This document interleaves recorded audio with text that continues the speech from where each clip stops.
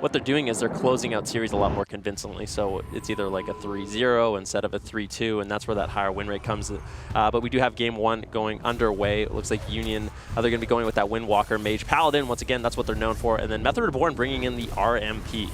Yeah, absolutely, and we already see Majiden taking a lot of damage here, having to use his Temporal Shield. It healed him up a little bit, but not too much. Brain now coming out with that Holy Avenger to try and keep his teammates alive and allow them to get a little bit aggressive here. There's a full stun onto Sidhu. They're trying to turn it back around, but Majiden's still taking so much damage right now. Yeah, Majiden down to 50% HP. Just got locked out once again. Sam-I-Am doing a lot of damage as that fire specialization. It's not playing subtlety, trying to get some control over onto Brain, putting him into a full kidney shot. Can Sam-I-Am follow it up? But that's a full polymorph. Majiden, he's all by himself right now. Seth's trying to peel a little bit. Majiden getting very low, though. Another repoly over onto Brain. That's going to be the first ice block coming in from Majiden. Yeah, already an ice block out from Union. But it got MD'd. Cauterize his proc as well. He's trying to run away and survive. Brain might have to use his bubble here or a bop, but looks like his HP has stabilized. Method Reborn has so much momentum. Yeah, absolutely. Sam-I-Am taking some pressure, though. The Temporal Shield comes out. He gets, looks like a cooldown there from Sidhu as well. It's going to keep him alive a little bit longer. Now the Temporal Shield wears off. It heals him back up all the way to full, which is going to give Method Reborn the opportunity to turn it back around. Brain into a full polymorph. It did get broken for some reason, possibly from the Fire Mage. Now into a stun, though. It looks like they're actually going onto Brain a little bit, trying to turn it back around onto Sam-I-Am, though. The Guardian Spirit comes out from Sidhu. It's going to keep Sam-I-Am alive for just a second. He's going to be able to hold on to his Ice Block for now, but Sidhu having to use a lot of cooldowns right now to keep himself alive as well as his teammate. Yeah, Sidhu doesn't have any healing cooldowns left. Sam-I-Am luckily still has his Ice Block. He still has his Cauterize full polymorph over onto Brain. Majiden getting attacked once again, but he used his Temporal Shield at a beautiful time, topping himself off. Seth Curry waiting for that Serenity to really make a move. That's going to be coming up in 15 seconds. That's going to be Union's opportunity to get aggressive and burst. See, throwing out those flash heals, easily topping off Sam-I-Am right now. So right now, Method Reborn is very stable. Seth Curry looking for a setup, but he gets cheap shots. Nuts doing such a good job on that Subtlety Rogue, just controlling everyone from Union right now, but that's a full Hodge over onto Sidhu. Sam-I-Am might have to use his first Ice Block. Looks like Cauterize has proc. Ray of Hope's going to be used as well. Sidhu can get heals into that. Sam-I-Am should hopefully get topped off, but it's not looking like it's going to be doing too much. He gets in-capped up. That was Serenity, but Majiden also getting low. He doesn't have anything left. Keep in mind, Brian trinkets out of the crowd control into a Dragon's Breath. If they have any follow-up, Majiden could just go down. Mind control onto Seth Curry, polymorph onto Brain, and eventually Majiden just left all alone. Method Reborn striking first blood here in this matchup. Yeah, Method Reborn coming out with that RMP, the Rogue Mage Priest comp. Versus Union, we're seeing the same compositions once again. We'll have to see if Union can do any better here on Dalaran Sewers. Yeah, look to see those crowd controls over onto Sidhu, and Method Reborn, of course, going to be looking to crowd control up Brain in this matchup. Seth, actually, I don't know if he's playing a Diffuse Magic in this matchup, so maybe just using that as an extra root break to dispel that magic effect on him. Interesting strategy choice. Stun over onto Seth, stun over onto Majiden, stun over onto Brain. Everyone is crowd control from Union. Majiden in a lot of trouble early on. He might have to use his Ice Block. He doesn't want to have that overlap with that Cauterize, but Cauterize is going to proc. Or Brain going to be trinketing, actually not trinketing, using that ultimate sacrifice there, so that should be enough to keep Majiden alive for now. Now Union wants to strike back. Sam-I-Am caught into the leg sweep. He trinkets out, blinks away. Touch of Death is still on him though, but that Ray of Hope should be enough to keep him alive. Sidhu caught it into an in-cap, into a Hodge. Sam-I-Am still all by himself, but he did use that Temporal Shield. That should be enough to top him off once it finally procs on him, doing a little bit of healing. But that is going to be the first Ice Block coming in from Majiden. Yeah, and his Temporal Shield as well. So that is every defensive cooldown now from Majiden, having been used for quite some time, including his Cauterize, which just procced earlier as well. So he's going to be in a lot of trouble here. It's going to be up to Brain to keep him alive. Brain has 30 seconds left on his Trinket, and he does still have his Bubble available, so he will be able to break out of crowd control if he needs to, but he really doesn't want to have to use those at this point. So we're going to have to keep a close eye on Majiden's health as time goes on. Brain has now used both of his throughput cooldowns as well. So even if he does get out of crowd control, it may be difficult for him to actually keep Majiden alive once Method Reborn moves back in. We can actually see Sidhu has been channeling a mind control for about 1,000,000 years over there, just making sure that Union is not getting the opportunity to get themselves back into the game that they really want to. It looked like that was on Seth Curry for a while. And that's a great play and great use of that at this point. They know that Union wants to play defensive, so they're going to say, all right, well, we'll just go ahead and remove Seth Curry from the equation entirely for a little while. That way Sidhu doesn't have to even think about healing anybody, and he can just stand back and regen mana. Yeah, well, Seth is the setup. He has the Incapacitate, he has the stuns. If he's out of the game, it's a good spot for Method to be in. Incapacitate over onto Sidhu now. Majiden getting low, though. Double Dragon's Breath going to be going out onto Seth as well as Majiden. Seth Curry now caught into the cheap shot as well. Majid into a polymorph. Method Reborn just playing full defense right now as they make a swap over onto Snuts. That was a Serenity coming in from Seth. Sam noticed it and just controlled Seth and Majid up so much. Sam MVP slowing down that setup coming in from Union, and now Union really doesn't have an opportunity to get aggressive for another minute until Serenity is back up. Method, this is a good spot for them to be in. Another mind control over onto Seth. Seth cannot be pushing into the middle of the map. He's going to get mind controlled over and over. Dragon's Breath onto Brain. Sam going for a polymorph and dropping a ring as well. I think the ring actually missed and he got interrupted on the polymorph, so good job by Majidin shutting that down. Now Sam getting swapped. 2 meteors coming in as well, so a lot of damage over onto Sam. He's able to blink back to the middle of the map. And now Union's collapsing over onto Sea-Doo. Ray of Hope has been used. If they can get some CC over onto Sea-Doo, they might have an opportunity here to get some damage over onto Sam-I-Am. Majin using his combustion as well, trying to get aggressive, but he gets controlled on it. Sam-I-Am just playing full defense right now, realizing that his team might be in a little bit of trouble. Just trying to control up Union as much as possible. Sam's still in a lot of trouble though. They've collapsed over onto Sea-Doo. Double Dragon's Breath, full polymorph over onto Sea-Doo. He uses the Guardian Spirit as well as his Trinket, so Sea-Doo really doesn't have too many cooldowns left, but Majin getting swapped to once again. Bubble has been used by Brain. He trinkets out of that full kidney shot, so able to get out of that kidney shot, top off Majidin, but you can look, Brain doesn't have any cooldowns left. Yeah, that still wasn't a bad trade overall for Union, though. They did manage to get both the Guardian Spirit out from Sea-Doo as well as the Cauterize from Sam-I-Am, and now he does have... Oh! Sam-I-Am got smoked! He had his Ice Block up. Unfortunately, so much damage incoming from Seth there with that Serenity, and that's the Windwalker burst I'm talking about. Method Reborn is going to go down in game number 2. That was looking so good for them. Majidin had nothing left. Brain had see more fast-paced games, I imagine, as this series continues, and this will be no exception. It is about to get underway. The gates are opening. We're on game 3 between Method Reborn and Union. We can already see Snuts starting to move in here, looking for that initial sap. I always like to watch the rogue out of the gates when we have a rogue in there, because it's interesting to see what opener they're going to go for. You'll have to see. Cheap shot over onto Brain. Cheap shot, or double Dragon's Breath actually coming in from Majidin. Good job by him defusing this opener from Method Reborn. Sea-Doo's going to get locked out there on that mind control. Majidin getting swapped to using Temporal Shield very early on, as well as the Blessing and Protection coming in from Brain. Full blind on the Brain. Is there going to be any follow-up? Sam looking for a polymorph. No, Sus is just going to go with that sap. Sea-Doo once again throwing out a mind control. Majidin just all by himself for so long. Brain finally using his wings, topping off Majidin. Also had to use his Trinket there, so a bit of a small victory there for Method Reborn. Yeah, Method Reborn actually doing a great job coming back from having their opener get kind of screwed up by Union there a little bit. Sam-I-Am may be in some trouble. He does have his Temporal Shield active, but it's now worn off, and it didn't heal him for anything at all. Nice job by Union actually not pumping too much damage into that to make it heal him back up. Now Sam-I-Am may have to use his Cauterize or his Ice Block here. It looks like he's going to hold out for the Cauterize, actually allowing that to proc before he uses his Ice Block, which is an interesting strategic choice that you often see mages go for the Ice Block first, but in this case Sam-I-Am deciding to say, no, let's hold on to it, and we'll use the Cauterize first if we have to. Yeah, Method Reborn just looking to stabilize right now. They need to find an opportunity to get aggressive on Majidin. Sam-I-Am still low. Sea-Doo just can't find the heals right now. Double Dragon's Breath going to be used once again from Majidin on the Snuts as well as Sam-I-Am, as Brain was caught into that kidney shot. So Majidin really stopping these setups. Every time Brain gets stunned, he's using Dragon's Breath to stop Snuts and Sam-I-Am. But Brain now into the full polymorph. Majidin having to Trinket out. He's trying to run away, avoid some of this damage. He gets re-polymorphed though.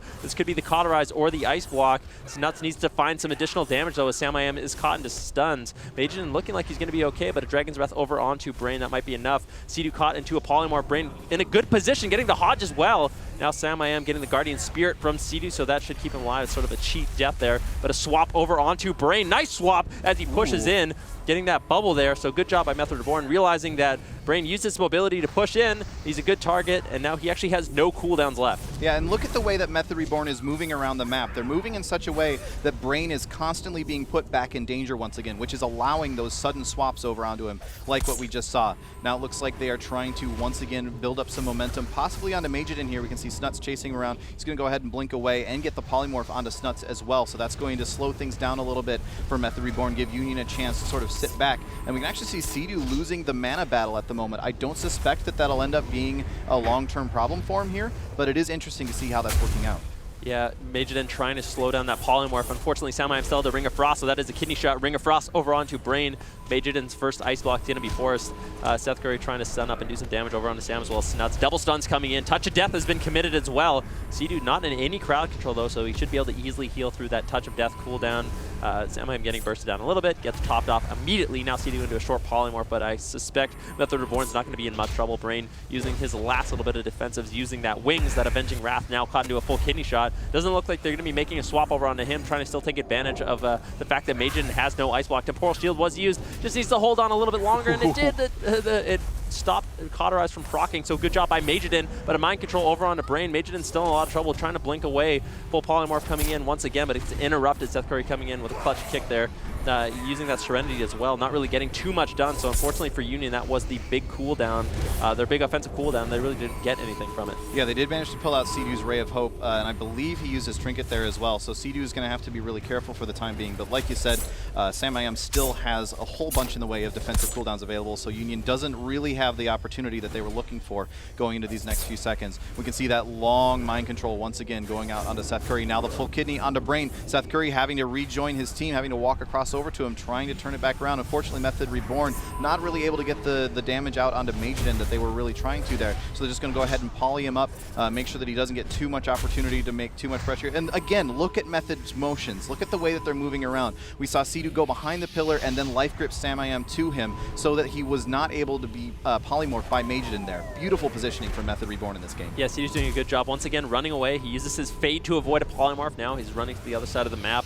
making it very difficult for Brain and Majidin to connect that CC. And now Majidin's in a little trouble. Nice Temporal Shield. Majidin doing such a good job defensively in this game. Samai getting locked out, getting bursted down a little bit. This isn't even the Serenity. They can force an Ice Block here. This is going to be very good for Union. Cauterize has been used. Majidin getting low once again. Blessing of Protection has been used. Samai getting interrupted though. They force the Ice Block as well with the Serenity cooldown. Touch of Death going to be available for Seth Curry as well as Combustion for Majidin. So there is an opportunity here for Union.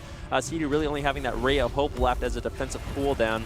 So that's getting swapped to Union, just trying to put out as much pressure as possible. Brain and Majidin trying to avoid the offensive go coming in from Method. Brain actually immediately trinketing out of that blind. They don't want to give Method any momentum whatsoever. Dampening has just kicked in. Samurai is getting in-cap full counterspell over onto Seedu, but this is a kidney shot over onto Brain. If there's any follow-ups, you see Majidin could be in a lot of trouble. Down to 50% HP already, spamming out polymorphs, just trying desperately to survive. Temporal Shield has been committed once again, but it is not enough. Method Reborn says no way, takes game number 3. And that was a really, really important CC chain there for Method Reborn because Union was really, really starting to find some momentum there. Seedu, like you mentioned, he only had the Ray of Hope available at that point, and Samayam was running out of cooldowns as well. So that was really, really important for them to find that opportunity and get that kill. But again, with the positioning, they pulled Brain out to a spot where they could get the full kidney onto him, followed up with the Ring of Frost. He was completely stuck for a long time, and they knew he didn't have any of his CC breaks available. He didn't have his bubble or his trinket. Majidin, with that Temporal Shield, we can see this is a little bit earlier in the match. Majidin was in a lot of trouble there and just barely survived through this. But now, going a little bit later, we see Samayam somehow surviving with just oh, that was his Cauterize. Okay, so yeah, Cauterize procced there, held onto his Ice Block and his Temporal Shield, but then still had to use the Ice Block immediately afterwards. And now we see, here are the final moments. Majidin desperately using his Temporal Shield right at the end there. But you can no longer self-cancel that. So if he can repeat it here in game number 4, gates are just about to open here on Blackrook Hold Arena. Method Reborn looking to carry themselves on through the lower bracket, and Union looking to stage their comeback here and fighting for their tournament lives in this 4th game. Yeah, it looks like they're opening on to Seedu. Hard swap from Union over on to Seedu. He's going to be using that Fade. Trinket, Fade, Ray of Hope, everything committed by Seedu except the Guardian Spirit. So Seth Curry and Majidin might be able to take advantage of that, but this might be the first Ice Block coming in from Majidin as well. Temporal Shield once again, healing him to full from 5% HP, not getting Cauterized, not getting Ice Block. It's got to be very frustrating for Method Reborn. Yeah, when you do have the Cauterize available, sitting on that Temporal Shield, I do like that play pretty much regardless, because if the Cauterize does proc, then you know you're going to be topped off right away. So good play there by Majidin. Now Brain caught into that cheap shot and a full mind control onto Seth Curry. Are they going hard onto Brain? It looks like they may be trying to. Brain actually using both of his offensive cooldowns, gets put into a polymorph, gets silenced off of that as well. Now they're trying to put some more pressure back into Majidin, but it doesn't look like they're really getting the momentum right now. Of course, as I say that, cheap shot, smoke bomb comes out. Majidin could be in some trouble here. Brain immediately moving in there, getting that heals onto Majidin. Good job recognizing that that smoke bomb was coming. Another swap over onto Brain though. He might be in trouble, might have to activate his bubble here, getting cheap shot up. The Hodge over onto Snuts. Now Seedu in a lot of trouble, Still has his fade. Going to be using that. That should be enough to keep him alive with that Guardian Spirit. Immediately topping himself off. Now Brain has to play catch up. He has no wings. All he has is his bubble and his Blessing of Protection to keep up. He wants to make sure he uses that bubble. That was a very close call for him. A little bit greedy, but ultimately going to keep him alive. Now he needs to top himself off and stall out the game for as long as possible, as he has nothing really left defensively except his Trinket. Yeah, he has his Trinket and I believe one Blessing of Protection available at this point. Majidin getting really, really low, caught in that stun. The Temporal Shield coming in once again, but that was also his Cauterize that just procced right there. So he does not have anything but his Ice Block available. Method Reborn is going to be looking to get that out as soon as they possibly can. Sea-Doo does have his Ray of Hope back at this point, but no Guardian Spirit and no Fade for a little while. We could see Union trying to turn that back around, but no, they're still having to play so defensively. Seth Curry caught into that full Polymorph. Majidin just sort of on the run from Snuts constantly. Seth looking for that one-shot kill on Sea-Doo. Sea-Doo just needs to hold out a little bit longer for his Trinket. It's coming up in 5 seconds. This was Union's opportunity to kill Sea-Doo, but now that he has his Trinket, he should be completely fine. This is the full leg sweep. Touch of Death has been committed, but Majidin doesn't have the HP to stay offensive, dropping that Meteor, getting so dangerously low. Sea-Doo's going to easily live through the Serenity as well as that Touch of Death. Follow-up Hadjo. Sea-Doo getting bursted down. Ray of Hope going to be used once again. That should be enough to top himself off. We'll have to see if he can get any heals. It looks like Seth, Brain, and Majidin trying to race that, but ultimately not going to be enough. You can see Sea-Doo actually has not a single defensive cooldown left, but really, Union doesn't have the damage to commit. Majidin really, really low right now. He still has that Ice Block. Might have to use it. Going to be activating that Ice Block as Brain did get caught into the Kidney Shot Polymorph. This is not over, though. Majidin could still be in a lot of trouble. He's low. He doesn't have any hots. All he has is his Temporal Shield.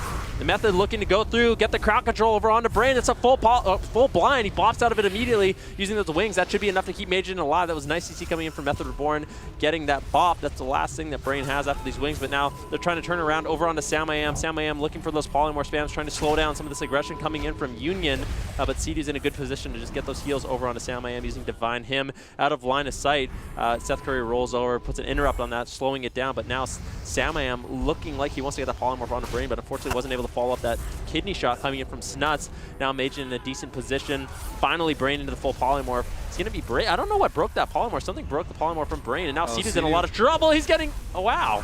That was such a nice swap coming in from Seth Curry with that Serenity. Really taking advantage of the fact that they can make those hard swaps onto Sea-Doo over and over. Have to see the last little bit of... I'm sure we'll get to see that in... Union never really gets an opportunity to go full-on offensive. I think they're going to stall out the game. That's really what they have to do. Yeah, we're going to see Sea-Doo at the pillar the entire game. Anytime Seth even looks his direction, he's going to be in bear form. But you can see Snuts and both Bean are going to be pushing in, putting some damage over onto Brain right away. Seth getting low as well, using that Fortifying Brew, porting away. Swap over onto Brain is doing quite well. Sea-Doo already in bear form. Look at him, 100 yards away from Seth. He realizes if they can win, if they can just live, play the long game, they definitely have a great shot. But Sea-Doo never wants to be out of bear when Seth is anywhere near him. Yeah, swap over onto Majidin. He does have the Temporal Shield active, so he should be just fine. The pressure wasn't quite there. Now Majidin using his Combustion. Seth Curry using his Serenity as well. Sea-Doo could be in some trouble here. Brain does get caught into a full fear, and they're trying to turn it back around onto Majidin. Nice Death Grip there. Majidin gets super low. Are they going to actually get the Cauterize? No, they didn't quite get the Cauterize off of him, and now the big heal comes out from Brain. That is a huge missed opportunity there for Method Reborn, but they're trying to turn it around onto Brain once again. He does use the Blessing of Protection to get himself out of that stun and be able to start pumping out some heals. Method Reborn just trying to go keep as much pressure on Union as they possibly can. They don't want Seth Curry to get an opportunity to push in. Well, he actually did get his opportunity. In-cap Sea-Doo's Serenity Dome, and that's Sea-Doo's Trinket. So if they can do that one more time, Sea-Doo's 100% dead. Seth porting in, looking like he wants to get an in-cap over on the Sea-Doo, but really not doing too much with it. Look at Seth Curry's port position. So his port's in a position where he can port and get that incapacity, but now Majidin in a lot of trouble using that Temporal Shield, trying to get away, but it looks like that Temporal Shield will be enough to heal him up. Dash over onto Brain as well. Seth Curry getting a little bit low. All Union has to do is survive another 20 seconds and find a good opportunity over onto Sea-Doo. I like the consistent damage they're doing over onto Bean right now, but I really don't feel like that's their kill opportunity. Everyone from Union is rotting down. They really have to play catch-up right now. Brain has a lot of work ahead of him. Healing through the damage from this Unholy DK, as well as this Arms Warrior when he doesn't have his wings available. Majidin just spamming out Polymorphs over and over. Seth using his Karma, but now Serenity's up. Sea-Doo has to be very careful. Yeah, Serenity and Fortifying Brew now for Seth Curry. Away. away. Yeah, nice Sea-Doo grip there, but got into Sea-Doo's in a lot bear of trouble. form. That's going to be enough to keep him alive, I believe. If they commit all in through bear form, through bark skin, and still kill him, this is going to be a huge unfortunate play for Method, but that grip from Bean was enough to keep Sea-Doo alive. That's what they needed to do, and now Method Reborn is in a really good spot. Yeah, nice job by Bean and Snuts as well, putting so much pressure onto Majiden. They actually forced him into his ice block, which did not allow him to get that last little bit of damage onto Sea-Doo that they needed. Now Majiden maybe in some trouble here. His temporal shield, just barely goes off in time. Majiden could have died right there if they had just a little bit more damage on him. He could still die right here. Gets caught into the stun for just a second, but no, Brain now is able to get some healing out. He's going to be able to keep Majiden up. This is getting incredibly tense. We can see all of Union still taking so much damage. Brain having to do so much work to keep his teammates alive. Seth Curry has no defensive cooldowns available. If Snuts and Bean can connect, they could just kill him right here. Brain does still have his bubble available, so he will be able to get out of CC if necessary, but Method Reborn really looking to turn this back around. Yeah, this is looking so good for Method. Sea-Doo has every single defensive cooldown. I really don't think Union's going to find a kill on his Nuts or Bean. Majiden is having to kite, survive for as long as possible. Once again, throwing out those flame strikes for the additional snares. Look at Brain's mana, though. He is almost completely tapped at this point, and I don't think Union has enough time to get through the cooldowns that they need. This is huge trouble for them. Seth does have Serenity. They might be able to kill Sea-Doo somehow, but I just feel like it's so doubtful. If Method doesn't misplay at this point, they basically cannot lose this game. Seth's still trying to kite away. Brain down to 5% mana. Dampening hasn't even kicked in. This is just how much damage that Bean and Snuts are doing. Yep, Temporal Shield now out from Majiden. He's predicting the amount of damage that's going to come in onto him. Brain does have to use the Holy Avenger as well. He's not feeling confident that the Temporal Shield is going to be enough. Sea-Doo, we can see him over here just having a fun time as a bear looking for a picnic basket over there behind that thing. Majiden in a little bit of trouble here once again. I don't believe he has his Cauterize available. If they can reconnect onto him, if they can just slow him down a little bit. But no, now a big heal comes out from Brain. Still had that Holy Avenger available to get him a little bit of extra healing there. Sea-Doo throwing the bark skin, or excuse me, the Iron Bark over onto Bean. That's going to be able to keep Bean alive. And really all Union is looking to do with the damage onto Bean and Snuts is make Sea-Doo poke his head out from time to time. That's all they're really going to be hoping for here, and they're going to be wanting to get that turnaround onto Sea-Doo. But Sea-Doo comes out with a bash onto Brain. What is Method Reborn going to do off of that? It doesn't look like they're really able to get too much done, but that does mean that Seth Curry had to play a little bit defensive there. He ended up losing really the advantage of his Serenity. Yeah, he's that Serenity over onto Bean. Actually getting some cooldowns, but Bean still has that Icebound Fortitude about to come up. This might be an opportunity for Union to land a kill over onto Bean. Sea-Doo gets locked out. Bean's in a lot of trouble right now. He needs to survive just a little bit longer, using that AMZ to keep himself alive. He grips over Bean as well. That was a Warbanner coming in from Snuts, reducing some of that CC, but Sea-Doo now caught in the full Ring of Frost. If they have any follow-up CC, Bean could still be in a lot of trouble. Down to 5% HP. Icebound Fortitude is going to be activated, but I don't know if it's too late. Sea-Doo gets the heals that he needs over onto Bean. That should be enough to keep him alive. And now Bean and Snuts looking to get aggressive over onto Majiden. That was Union's potentially last chance of the tournament to keep themselves alive, but you can never count them out. Brain completely tapped on mana at this point of the game. Serenity is up once again, but AMZ available for Bean. He should be completely fine. Sea-Doo, though, used his Trinket there. Union has one more opportunity. If they can get a nice swap over onto Sea-Doo, they can definitely still win this game, but they do not have much time left. Yeah, Method Reborn just barely surviving through multiple close calls at this point, and another one may not be enough for them. However, Brain is completely tapped on mana. Sea-Doo caught into the stun. If they can kill him right here, they're going to win it. Sea-Doo getting solo. He's not in bear form. The Blood Elf Silence comes out. He gets into bear form at the last second. Can he keep himself alive with his bark skin? Somehow, some way, Sea-Doo is still alive. And now they're turning it back around on the Major. They may be able to just global him right here. He does get locked out. He's not able to use anything right now to stay alive, but they're just not able to stay connected to him. They're turning it back around onto Seth. Seth is getting super low. Union is just not able to keep up with the damage. Brain is in his bubble, but it doesn't matter if he doesn't have mana. He can't cast anything. This is just so back and forth. It's so hard to actually keep up with who's in trouble. Bean getting low now. Sea-Doo was caught into a little bit of CC, but he is able to get out of that. Use the Iron Bark onto Bean. It looks like Method Reborn is going to be able to stabilize here. Union is still in so much trouble. Brain actually drinking up right now. His mana's going up, skyrocketing, getting some heals over onto Majiden as well. Sea-Doo committed his Trinket there, so this is another opportunity for Union to get that one-shot kill, but I think Bean is going to have AMZ available. Full stun over onto Brain. Majiden just kiting once again. Union just in full survival mode, but during these times. I mean, they're still finding these opportunities to get the cooldowns from Method that they need. Another swap over onto Seth. Seth trying to run away. Ports to the middle of the map, but can he get away? Polymorph spam coming in from Majid, and Seth barely able to survive there. Full Fear over onto Brain. Now it looks like they're still trying to chase down Seth. He's going to do a good job kiting, but he gets caught into the full stun. No trinket available, no karma available. He does have that fortifying brew. He might have to use it, but the double stun going to be put over onto Bean. Incapacitate over onto Sidu. Bean's going to be in a lot of trouble right now. Serenity has been committed as well. Full Hodge over onto Sidu. Majidin getting low. Temporal Shield's been activated. AMZ's been used. Cooldowns flying all over the place. Full Ring of Frost might be dropped by Majidin, or DR Ring of Frost. Bean down to 5% HP. Can Union do it? Can they finish Bean off? The full Blood Elf silence, and somehow, some way, Union finds a win condition once again against Method Reborn, eliminating them from the tournament.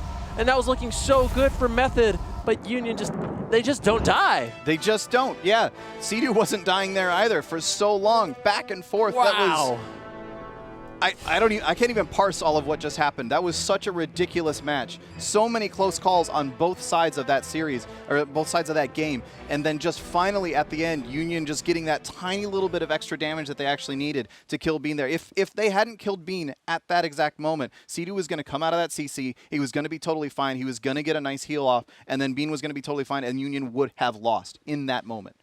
I don't know what to say. Union just consistently blows me away. These guys are crazy. They just don't go down, and at any moment they can end the game with their proper use of cooldowns and setups. So they're going to be eliminating Method Reborn. We do have a replay of the last few moments of that game. You can see they weren't finding the kill over onto Sidu, but they were keeping him on his toes, making him use defensive cooldowns. Majidin got really low. That was a sacrifice, the hand of sacrifice coming from Brain, keeping Majidin alive there, so he didn't have to use Cauterize, didn't have to use Ice Block.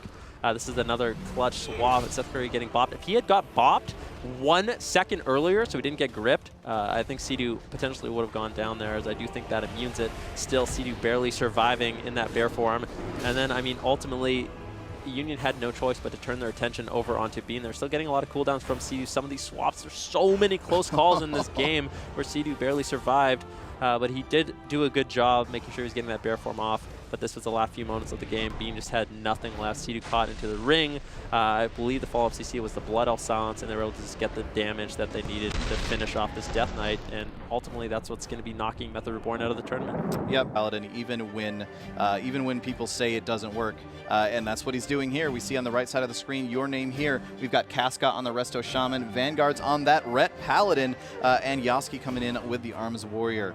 On the left side, we've got Absturge on the Restoration Shaman, Smexen on the Arms Warrior, and WizK with a Warlock of some kind. I'm not sure. I think he's which playing one that Affliction. Is it Affliction? Okay. Yeah, he's playing Affliction Warlock. But your name here, going to have a lot of upfront damage. Look for Vanguards when he uses that Avenging Wrath. Going to be putting out a lot of pressure. I expect a lot of damage going to be put onto WizK. He's going to have to do a good job kiting, using that gateway as well as his portal. He might make some swaps over on Absurge. We'll have to see, though. Smexen's going to be looking to peel up Vanguards and Yaski as much as possible. Yep, you're absolutely correct. WizK is playing Affliction. We can see a little bit of damage already coming out from both Smexen and Vanguards using their offensive cooldowns right away. Smexen wasn't able to get too much done there, but now Yaski may still be in a little bit of trouble, maybe getting the follow-up damage as WizK has started to get that Affliction damage ramping up here. We'll have to see just how much Casca ends up struggling to deal with that Affliction damage, or if your name here is able to shut down WizK and not really let him spread his dots too much. Vanguard's still just trying to stay as aggressive as possible, but now Casca caught into that silence could signal time for them to pull back a little bit. Yeah, it doesn't look like your name here is able to really connect on the targets they want. They're putting some damage over on the Smexen, but ultimately I don't think Smexen's going to fall here. Full Fear over on Absurge with a stun on the Smexen. As I say that, he might go down, having to use that Die by the Sword right away, but everyone from your name here is rotting down. Casca's going to try to play catch-up. That's another Hex over on Absurge. You're right, Smexen's not out of the woods yet. Still in a lot of trouble into execute range. Is he going to be able to survive? Absurge coming in clutch with the Spirit Link Totem, as well as his Ascendance. That should be enough to top off his team. Yeah, we know how much Absturge loves sitting through CC chains, so it was very fortunate for him there to be able to get out of that one and get down that Spirit Link Totem just in time to heal his team back up. And that's going to signal time for Method Awaken to try and turn it back around. They're putting that spread pressure out. That's what we're seeing from WizK. This is a very, very old school WLS style of play we're seeing from Method Awaken, where they're just trying to rot down the team of your name here as much as possible and have Smexen looking for those opportunities to just jump in on somebody and get a nice, big, meaty Smexecute out onto him. We'll have to see if he's able to pull any of those off in this series. Vanguard's taking a little bit of pressure there, having to use his righteous defense. Yoski's still getting a little bit low. He's not out of the woods himself. He's actually getting really low. They're both getting down at execute range. We could see the Smexecute come out right here. Yoski getting super low. Casca gets silenced for just a second. He is able to get a couple of quick heals out, but he keeps getting wind sheared. He's not really able to keep his teammates alive. Yoski now using that die by the sword. Vanguard's having to use the Blessing of Sanctuary as well. He's just trying his best to stay alive and trying to hold on to his bubble as long as possible. He may actually be running auto bubble at this point. I'm not entirely certain. I know a lot of Rep Paladins have been moving away from that now that it has a longer cooldown. We'll have to see how that actually works out here. But the entire team of Your Name here is just so low, and it's too much. Yoski goes down. Yeah, the spread pressure coming in from WLS is ultimately going to be too much for Casca to deal with on that Shaman, and I think the Vanguards can connect to the targets he wants. In the last game, he could only really hit the Warrior, wasn't able to get that much damage out because of that. Maybe Goo being on the Affliction Warlock is going to enable him to get a little bit more aggressive, push in, and give their team more pressure overall. We'll have to see. Vanguard's just sitting in the middle of the map right now. Smexen pushing in. Vanguard's Smexen's going to be trading blow for blow early on in this game. Goo trying to load up everyone with dots. WizK loading up everyone with dots as well. So it's going to come down to a lot of who's doing more damage, who's interrupting more, who's swapping off Earthshield more. Smexen getting low though, full Hodge over onto Absterge. It is not going to be lasting that long as he is an Orc with Relentless. The Vanguard's looking to get really aggressive onto Absterge while Goob rots down Smexen. Absterge having to run away, dispelling himself off. He's going to be able to top himself off, but that was a nice pressure coming in from Your Name here. Yeah, definitely. They're trying to keep Method Awakened on the back foot as much as they can here. Smexen could still be in some trouble. Now they've managed to turn around a whole lot of pressure onto WizK. No defensive cooldowns coming out yet for him. There is that totem down from Absterge, which is going to help with the healing a little bit. So WizK is going to survive through that, but now Absterge is low. And this is almost the reverse if you look at the health bars of the previous game. We now see Your Name here with Goob on that Affliction Warlock, able to put out the spread pressure that they weren't able to get in the last game. And now Method Awakened is seeming almost like they might be in trouble here. Yeah, they're in a lot of trouble indeed. Those swaps over onto Absterge are deadly.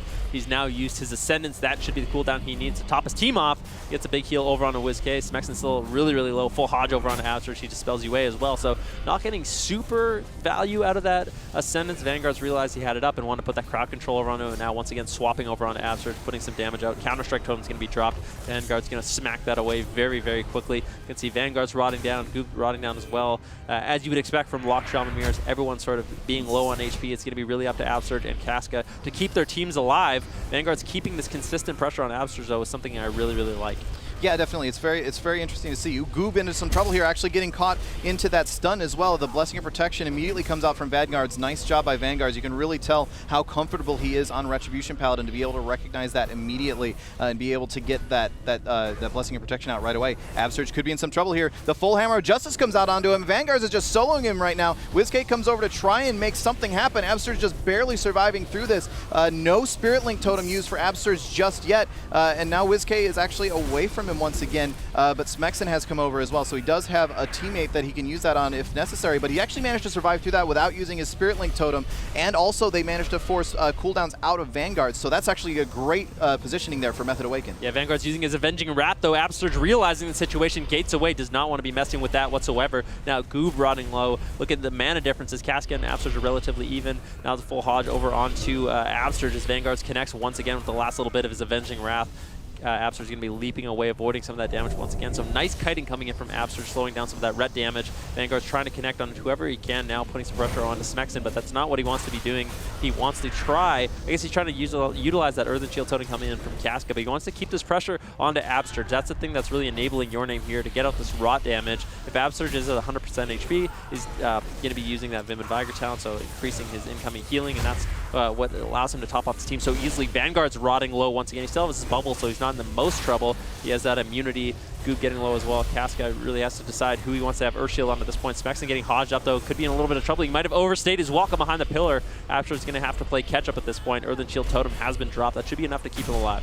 Yeah, I do kind of question that that Hammer of Justice a little bit, just because Absterge was able to be in line of sight pretty much immediately. I feel like it may have not worked out for them. It may have been better to try and save that a couple seconds longer, maybe drop something on Absterge. Not sure. It's all in the past right now. Vanguard's still taking a lot of damage, but does still have that bubble available, like you were saying. Your Name here is starting to stabilize once again, but Method Awakened is looking great at this point. It's the opposite of what it was earlier on. Casca now in some trouble, having to drop a totem. Now the stun came out onto Absterge, but it didn't really seem to slow Method Awakened down at all. They are really finding their momentum here.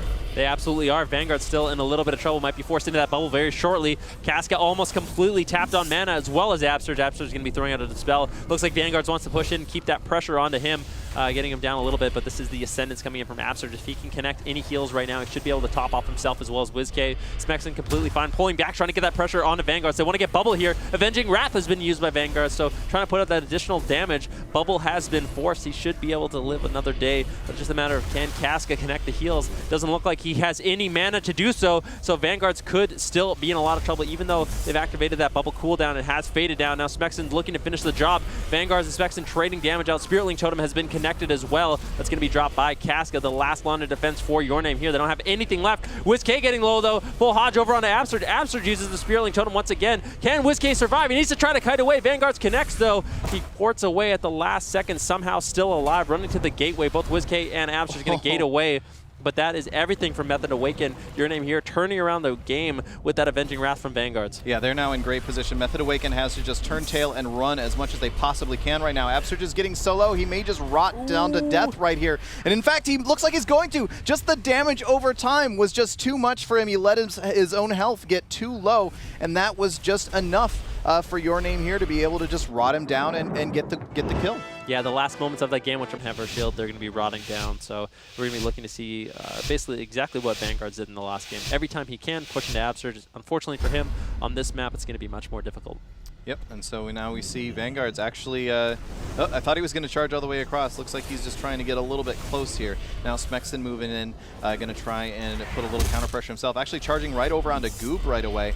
Both Vanguards and Smexen have used their offensive cooldowns, so they're trying to put out as much early pressure as they can. At this point, no one's really going for kills. They just want to force out cooldowns if they can at all. Just trying to get something defensive used on either side. Thus far, nothing has really happened along those lines. You can see, if you look at Casca's cast bar, he's using different toys as well as his first aid to try to bait out some of the interrupts coming in from Method Awaken, trying to fake some of WizK's interrupts, but so far not working out. Smexen and WizK both going to be rotting down low right now. Interrupt over on WizK once again. Absurge getting a little bit low as well, but he's in a good spot, making it difficult for Vanguards to actually connect. Finally, Vanguard's looking to commit some damage, throws that Hodge over onto Absurge, but Absurge looking like he's going to be completely fine. Dispel going to be used over onto Smexen, slowing down some of the damage coming in from Goob. Vanguard's pushing in. Unfortunately, because of that, he's going to be rotting down, making it difficult for Casca to actually land those heals, so he's going to have to come back and actually get his health topped off. Yep, we do see our first couple of, at least on the DPS classes, defensive cooldowns coming out. WizK having to use that Unending Resolve, and Vanguard's using his Righteous Defense. Just a little bit of an even trade there. WizK may be coming out of that worse. Absurge caught into a silence there for a second. Now WizK getting kicked. WizK could actually be in a little bit of trouble here. Absurge is starting to have a little bit of an issue trying to keep his teammates topped off. He does still have his Ascendance available if things get too dire, but there's another silence going on to him. Vanguard's, however, taking a fair amount of pressure. Casca does manage to get a nice heal onto him before getting caught into his own silence from, I believe that was from a UA Dispel, is what that silence was there. So it was a fully premeditated silence that happened on the Casca, and that's one of the important things you see these healers doing, is recognizing that moment when they can use that Dispel and eat the silence for a second and get away with it. Yeah, you can see Vanguard's once again pressuring Absurge, hodging him up, now swapping over on a WizK. Your Name here just really looking to rot everyone down. Vanguard's unfortunately is having to pull back right now. Casca dispelling him up, using that Ascendance as well, so really looking to capitalize on these Ascendance heals to top off his team. And now because of that, Your Name here is feeling confident that they can push in. WizK doing a good job stunning up some of those heals coming in from Casca, but ultimately not going to be doing too much. I mean, we just saw Casca free cast and not be able to top off his team, so nice job by Method Awaken keeping up that damage. Unfortunately for Casca, really not getting much use of his cooldowns, but you can see he's way ahead on mana right now. Absurge already down to around 30% mana. He might have to look for a drink at some point in this game, but Goob and Vanguard's doing such a good job with their consistent pressure. I don't know if he's going to have time at all. Smexen getting low, WizK getting low, Casca dispelling some of those dots. Absurge actually getting locked out, so he's going to fall even further behind at this point. Smexen getting low. You can see Vanguard's wanting to push in, wanting to capitalize on the fact that Absurge is behind. Ascendance going to be used. If they can interrupt and slow down this Ascendance even whatsoever, this is going to be so good for Your Name here, but Absurge able to get off those casts, stabilize his team's HP, and he did a great job with that cooldown. That's going to be enough for Method Awaken to feel confident pushing forward. Yeah, and they're actually starting to reverse that back around onto Vanguards here a little bit, just trying to keep the pressure going, trying to pull Casca out, basically. Vanguards is completely behind the pillar at this point, and it looks like he's actually trying to get away. He's like, oh crap, actually, I'm over here by myself. I need to get back over to my healer and get a couple of heals, and that's going to give Smexen the opportunity to move in. That actually forced Vanguards to peel for Casca, forcing him to use that Hammer of Justice defensively, and that's really not what they want to use that for. They want to be using that to try to set up kill windows to pull out those cooldowns. So that's a great play there from Method Awaken. Maybe a little bit of a misplay from Your Name here with Vanguard's positioning. Yeah, Smexen still rotting low, as well as WizK. Absurge getting locked out once again. One of the good things about Casca using his Ascendance early is that means it's going to be up much more frequently for him. He's going to have that up before Absurge, so he does have that top-off mechanic, but I don't know if it's going to last that long. Casca being caught into the full fear right now. Vanguards might have to use his bubble right here. Smexen gets in, uses that execute ability, and that's going to be the bubble from Vanguards. Now Vanguard's in a position where he can't be that confident. He still has his bop, but unfortunately that can get purged off at any moment for him. So him pushing in and being this aggressive is going to be much more difficult and scary for the team of Your Name here, as he does not have that immunity to fall back onto. Smexen still just pressuring up everybody. Dots going in, WizK getting out some of those UAs as well. Hodge going to be thrown over onto Absturge as his team does rot down. He's almost completely tapped on mana. You can see Casca getting low on mana as well. Smexen, Absturge, and WizK all going to gate away. This gives Absturge a little bit of an opportunity to top off his team, let Dots maybe fall off and give sort of a reset, especially now that Vanguards has used his Avenging Wrath. It does last a long time, but they were able to kite out a lot of that incoming damage. Yeah, it did give Casca an opportunity to top his teammates off a little bit as well, but Absurge is definitely coming out on top in terms of mana at the moment. Smexen may be getting a little bit low here, and he doesn't have any of his own defensive cooldowns, so he's going to have to be a little bit careful, make sure that he's staying in line of sight of Absurge. Absurge actually did a UA dispel there, which actually silenced him for a second. That got followed up with a stun from Vanguards. Looks like he's still going to be fine, but he did end up deciding to use his Astral Shift there to reduce some of the spread pressure that's constantly coming from Your Name here at this point. WizK may be in a little bit of trouble. Vanguard's actually had to use his Blessing of Protection, so he does not have... Oh, and his Righteous Defense as well. He does not have any defensive cooldowns left to really allow him to be too aggressive, which means he's going to want to be as aggressive as he can until he's forced to pull back. That does mean that Smexen has to back away just a little bit for just a second, which is really, really good news for Your Name here. But otherwise, Your Name here may be in some trouble at this point. Yeah, Casca's Ascendance came up, topped off his team. Now Absurge is basically waiting for his to come back up, which is going to be very, very soon. Dampening has just kicked in. That is a full hex over onto Absurge. Smexen still not feeling super confident, but Vanguard's getting absolutely low. Spirit Link Totem's going to be used by Casca. It gets killed off immediately. Your Name here is in a lot of trouble if they can keep this damage over onto Casca. You can see Vanguard just throwing out heals, but he's just rotting down from the spread pressure. Smexen connects over onto Vanguard's. Execute's going to be used, and Vanguard's will ultimately go down. Method Awaken playing the bigger map beautifully, although there was a couple close calls for Your Name here. They're going to take game number 3. Method Awaken up in the series. Yeah, and that was a textbook Smexecute right there. Red Paladins were really good. He's still holding it down, though, doing a really good job. He has a lot of pressure. Look for these interrupts, these Hodges onto Absurge. That's what's going to be really important in these matchups.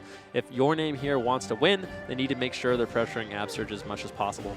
Yep, and we will see if they're able to start staging their comeback here on Ruins of Lordaeron, or if Method Awaken is just going to close this out 3-1. We did just come into this series off of a series that went to Game 5.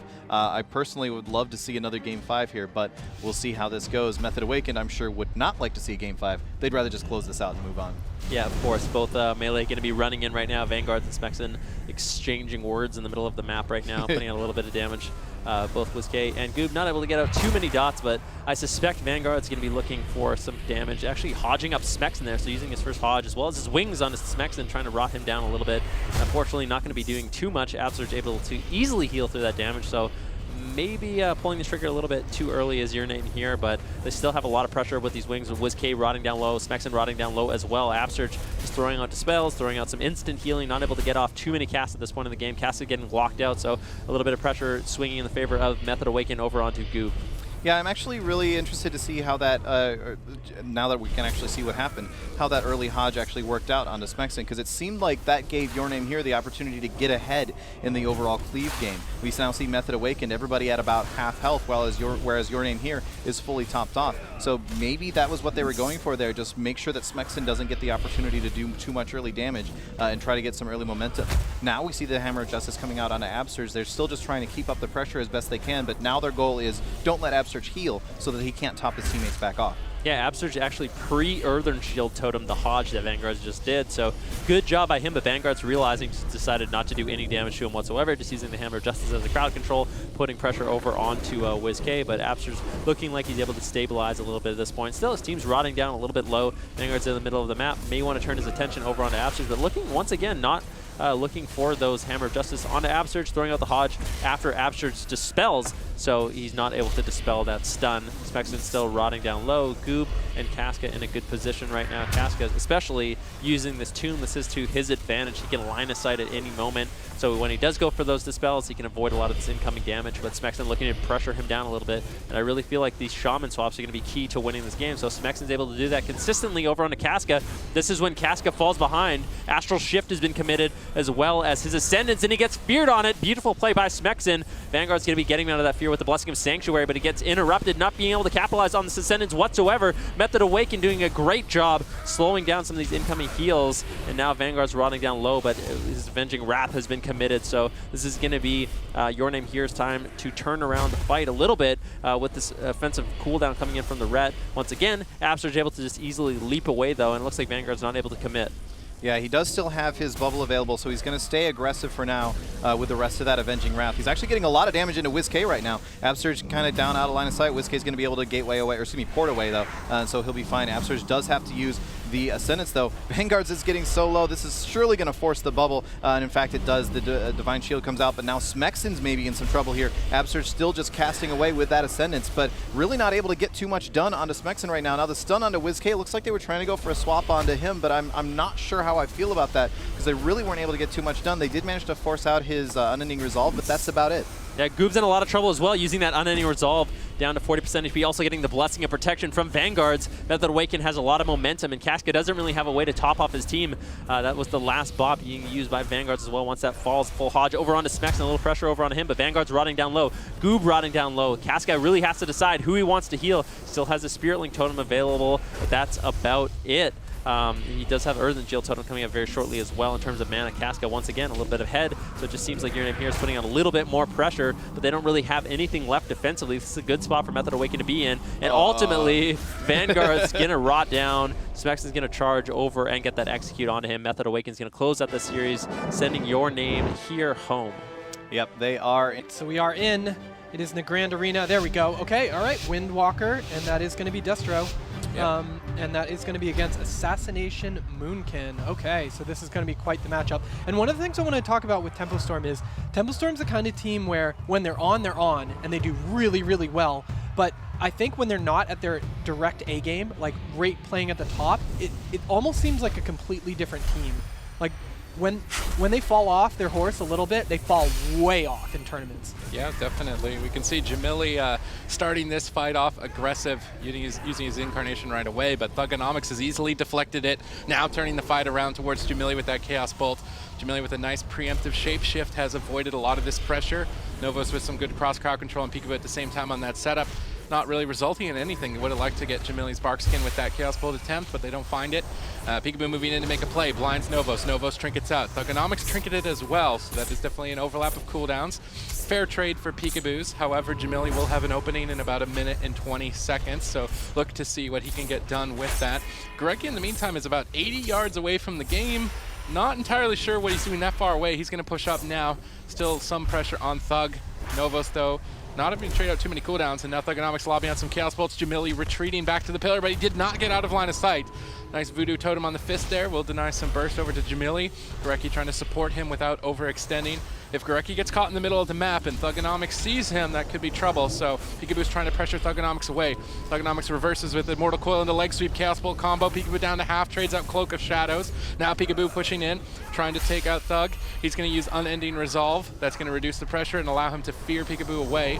Jamili still getting pressured, constantly using Bear Farm for that Celestial Guardian damage reduction. Very important for Jamili to get in Bear Farm every time he sees a Chaos Bolt. He's gotten every one so far, but if he gets caught off guard one time, that could be it.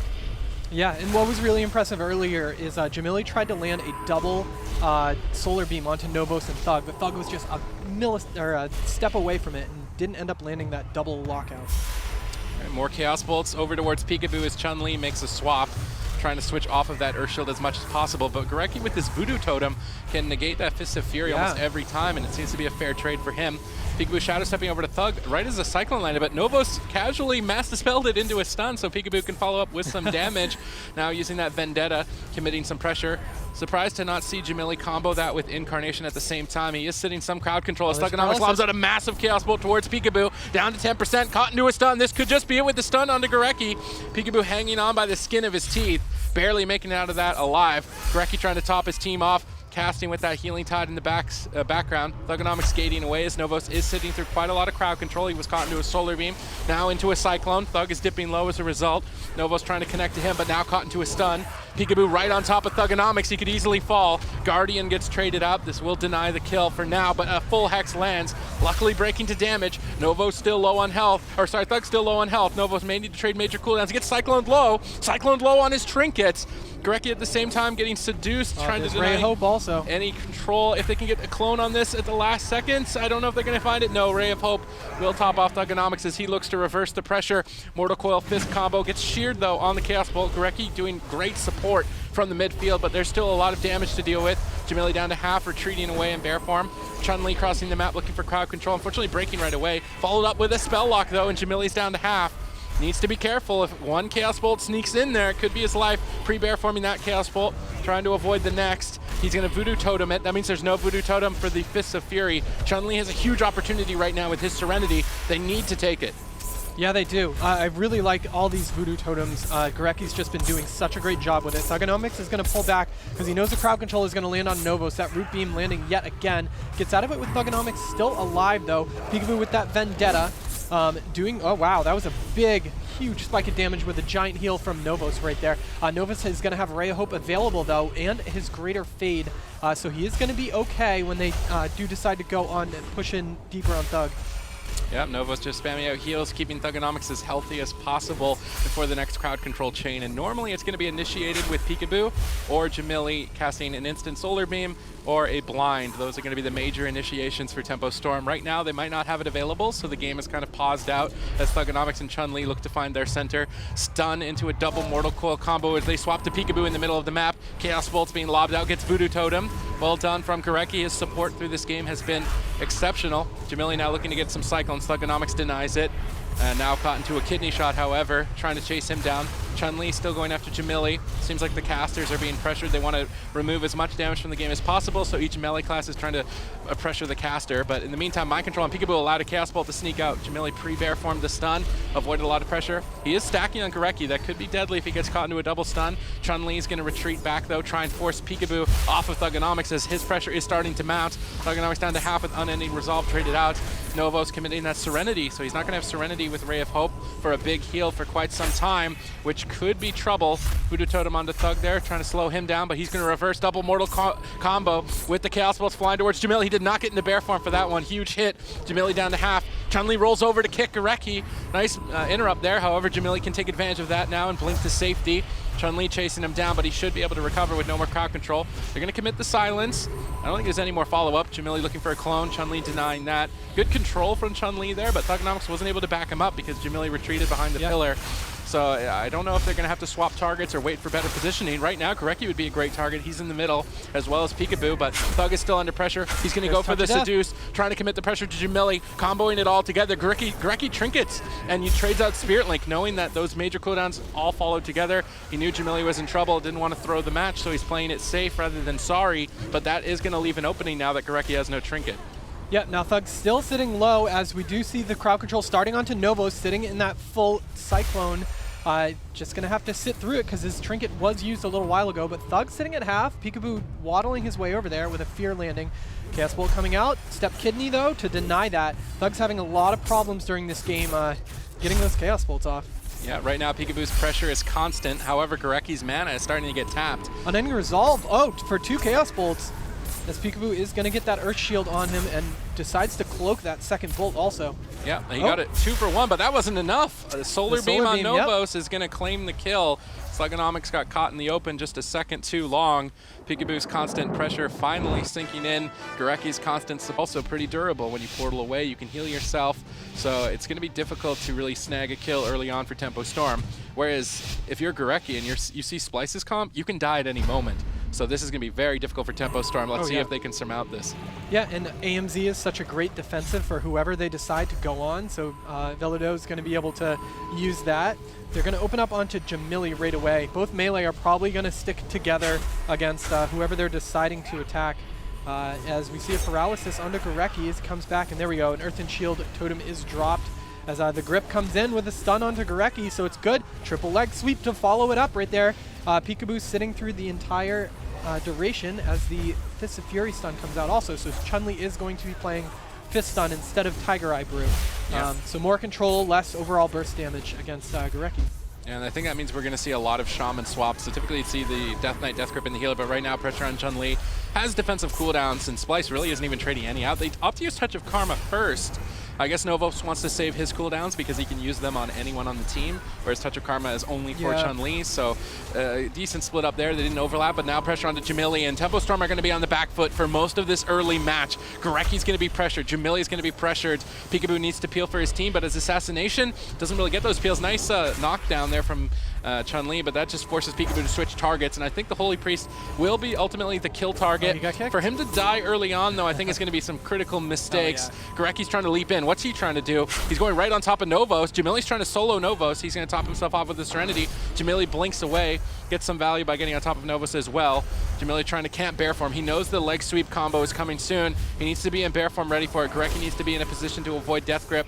Double Voodoo Totem trying to predict it into a clone. Good crowd control combo there. He's going to Solar Beam Novos in the backline as they set up pressure onto Velito. He's down to half, but still marching forward. Jamili knows that it's coming. He jumped the grip, but it still stunned him up. The whole team stunned. The whole team is dead. Splice initiating here heavily. So much damage to follow it up. Peekaboo barely makes it out alive. Jamili now getting swapped too. He's struggling to stay above water. Novos, in the meantime, easily dealing with the pressure so far, but he's got to be ready. Jamili's Incarnation's up in 8 seconds. Peekaboo has Vendetta ready. If they can set up a good cross-crowd control, Velito could be in trouble. They're just going to commit some damage here, maybe bait a Ray of Hope. Novos isn't falling for the bait. They get the AMS at least. Now they swap into Peekaboo though. They got his major cooldowns in that last attempt. Peekaboo could easily fall over. Gurecki basically has to be a god to survive the next setup. All right, there's the Asphyxiate onto Gurecki as Jamili and Peekaboo rotting down. Jamili uses that Bark Skin. He wants to stay offensive. The AMZ is dropped on top because Veladu actually had to use Icebound Fortitude to break out of a stun to stay offensive. The looks like blind onto Novos that does break, I do believe. It might have broken earlier. He escapes without having to use his trinket. There's still a lot of pressure on Jamili, paralyzing Gurecki. Jamili could easily fall. He displaces away, unfortunately, out of the Earthen Shield totem, so he won't have that safety. They swap to Peekaboo. He's down at half. Chun-Li still trying to push forward. He's going to get Cycloned up. Cyclones are going to be important here to deny cooldowns and also deny his own death. Velito just trying to keep up the pressure, training down the Boomkin. Gurecki slowly, inevitably running out of mana. They Death Grip Gurecki in, but they missed the fist. Gurecki jumps to safety. Velito saves the day with the stun of his own. Now Jamili on the run, trying to get to safety. Will he be able to escape? Velito manages not to be able to pursue him. Chun-Li giving up the chase for now. Gets stunned on that Flying Serpent kick. Well done from Peekaboo. He's going to break up the reconnect, give Jamili a bit of breathing room as he cyclones out of the stun. And Tempo Storm extend the match a little longer, but at this point, mana is starting to get tapped. They still have Barkskin at least for that attempt. Trinket coming up on Gurecki, but here goes an attempt. Paralyzing Gurecki. Jamili sees the setup. He blinks away, but they left Gurecki behind. They Death Grip Jamili back for a double stun. Peekaboo dodged it. Peekaboo needs to do something to save this, but he walks into the fist stun. He kidney shot the fist right as it happened. Literally the second that it happened, he stopped it. So nice play from Peekaboo. Jamili still low on health, trades out Barkskin, trying to reverse some pressure for his team, but already having used that Solar Beam means they're going to lose some crowd control. I don't think they have enough damage to push them over. AMS denies the kill. Chun-Li pushing in. Widge here on Novos. Peekaboo trying to switch targets. I don't know if Jamili's going to be able to back him up, though. They're going to go for a stun as crowd control instead. Maybe a Voodoo Totem out. No, they use Voodoo Totem on the DPS, trying to stall out this attempt, as it is going to be very dangerous. Gurecki in a hard position. The Fist of Fury was used there, so Gurecki doesn't need to deal with that stun. He can just avoid that, play far away. Mana is actually surprisingly starting to even out if Tempo Storm can stay alive a little longer. Yeah, there's Veladu taking a lot of damage. The IBF comes out to break out of that kidney shot. Novos gets step kicked also, so Velado's actually kind of in trouble by himself as, there we go, now the Ray of Hope is going to the heal right there. All right, so Velodo down to half still as the Cyclone lands onto Novos, but at the same time, the paralysis onto Gorecki, followed by the Censure stun. But Velodo has to camp in this AMZ, can't go offensive at this point, and there we go. Peekaboo trying to solo Novos in the back line. Not going to find it as Novos fades away and Chun-Li saves him with the stun. But Gorecki moves in with some follow-up with that wind shear. Jamili trying to control Valido across the map, really trying to enable Gorecki and Peekaboo to get something going. Peekaboo still trying to solo Novos on the bottom. He's at least building up some decent pressure that Novos is going to have to recover from. I'd like to see Novos maybe stack up more for Prayer of Mending. The Solar Beam was used there. I believe he fake casted it, but now caught into another kidney shot. Very surprising to not see him trinket this, as Vendetta had been committed. He's trying to sit through it. This could be a greedy play. Chun-Li moves back to save him. Paralyzed stun comboing Peekaboo there. Novos manages to top off. Jamili trying to set up a kill on Valido with that full moon. Star Surge combo, not enough damage to really... He trinketed the blind instantly, though. Even though it was just Peekaboo back by himself, that was a weird trinket out of Novos. Maybe I didn't see a setup that was going on, but they did go on to Gorecki, as he is going to Astral Shift. He held on to his trinket during that, though. In the meantime, Valido has decided to turn up the pressure. He's going to be going after Gorecki. Chun-Li is going to be going after Jamili, and they're splitting their damage. This way, Earth Shield can't be on both targets, and someone will be doing full damage. Oh, look at that Necrotic. Oh, that was a big heal to wipe off that Necrotic, but he's still low. Look at the whole team. Yep, Barkskin forced out of it. Jamili does get kicked on that also, as he is going to turn around the pressure, but doesn't seem to do much, as Chun-Li did commit the touch of death, maybe trying to... No, they're going all in on Gorecki. And there you go. That's the Serenity. Big Rising Sun kick, or big strike of the Windlord there. That was a ton of damage. Gorecki didn't even have time to blink, or classic Tempo Storm. All of their main specializations, Resto Druid, Frost Mage, and Subtlety Rogue. Let's see how they fare against Splice with their new replacement Valido, who has been on fire in that Dalaran Sewers map. The stage is set to Tempo Storm's favor, but if Splice can find one good swing around, they could turn it in their favor. Yeah, and that's all this comp takes too. I mean, Windwalker Monks, when you see the Touch of Death come out, you know, maybe sometimes he's trying to bait a trinket out with it, but once you see the Touch of Death plus that Serenity used, they're going all in. Yeah, they're starting the crowd control, but Chun-Li diffused the situation with the Paralyze. Gorecki's trying to hold him in place with the Vortex into a clone. They swapped to Novos out of nowhere! Trinket on 10% life, Ray of Hope. They're trying to kill through Ray of Hope? They're going to race against it. Ooh. Gets peeled away. Wow, it wasn't the big. biggest. Yeah. He gets counterspelled on the follow-up. Peekaboo's just chasing for the throat, going right after Novos. I was not expecting this. This is a mistake that we see against Holy Priests a lot, where you try to all-in them, and they have too many defensives at the start of a fight. Unless they can stay on top of them and keep the pressure up. Peekaboo's trying to solo Novos. One cheap shot into another. Guardian has been used. Wraths are flying in from Gorecki. It's 3-on-1 to try and kill Novos. He manages to scrape away, surviving for now, but Peekaboo keeping up the onslaught. He's just going to train him start to finish. Yeah, all he needs is one interrupt, and then, all right, so we have another heal. There we go. He gets kicked on Flash Heal, down to half. That forces Chun-Li to come back and peel. Yeah, the peels from Chun-Li are sick. Peekaboo trinkets out, though. Follow up for the kill. Jamili blinks in and gets grip back. Good grip from Valido. They need to keep Jamili on that side of the pillar. Novos gets cloned at low health. That's going to buy time for Jamili to get in line of sight. Set up some burst. I can imagine Frozen Orb. He wants to put that down. Drops the smoke bomb. Doesn't manage to connect too much pressure, though, and gets paralyzed. Novos escapes for free with the fade. Peekaboo still trying to stay on top of him. Jamili dragging Valido. This is where I think Fire would have been better than Frost. At least Jamili could get some damage out outside of his Frozen Orb attempts. But I don't think this train down the pre-strat is going to work anymore. The momentum has now swung in favor. Novos can start rotating through cooldowns to survive. I really would like to see Tempo Storm play more standard, maybe go after the Monk or the Death Knight, but it seems that is what they're going to be doing. They're just attacking Chun-Li with a full blind. No trinket on Chun-Li, but they didn't 100-0 him. They needed to 100-0 him. I'm very surprised they didn't. There's Karma, yep. Now Touch of Karma should stabilize Chun-Li. Jamili's holding on to his damage, though. He didn't use Frozen Orb. Peekaboo's keeping up the crowd control. Chun-Li sees it coming, portals back to Novos, trying to make sure that he's going to be all right, but now followed up into a full stun. Chun-Li reverses with his own Serenity, looking to 100-0 Peekaboo. Gorecki blinks in to save the day. Gorecki manages to stall out the kill. Chun-Li is going to be forced to retreat. Peekaboo's still trying to get aggressive, even though he's very low health, and Gorecki's having a hard time healing him behind the pillar. Valido keeping up the pressure on Jamili. Valido's just been 1v1 in Jamili throughout the game, and I think Valido's been actually getting the better of that as Gorecki's down to half mana. Double stun setup, Frozen Orb combo, clone on Valido for cross CC, trying to deny the Prayer of Mending as well, so it was a nice play. Peekaboo moves in for a stun. Jamili needs to follow up with a polymorph, blinks for it, lands the full polymorph, and Chun-Li in trouble. Does not have Touch of Karma, portals back, but Jamili's still in line of sight. Shadow Step over from Peekaboo. Not enough damage to really push him over the edge, though. Chun-Li has recovered. Now Splice are trying to turn this in their favor with a stun on Gorecki. Jamili sees this coming and he uses Temporal Shield. They're racing against the Temporal Shield. I don't think it's a race they're going to win. Jamili back to full health as a result. Novos manages to top his team. Jamili trying to sneak in for some crowd control. Novos pre-faded the step kidney there.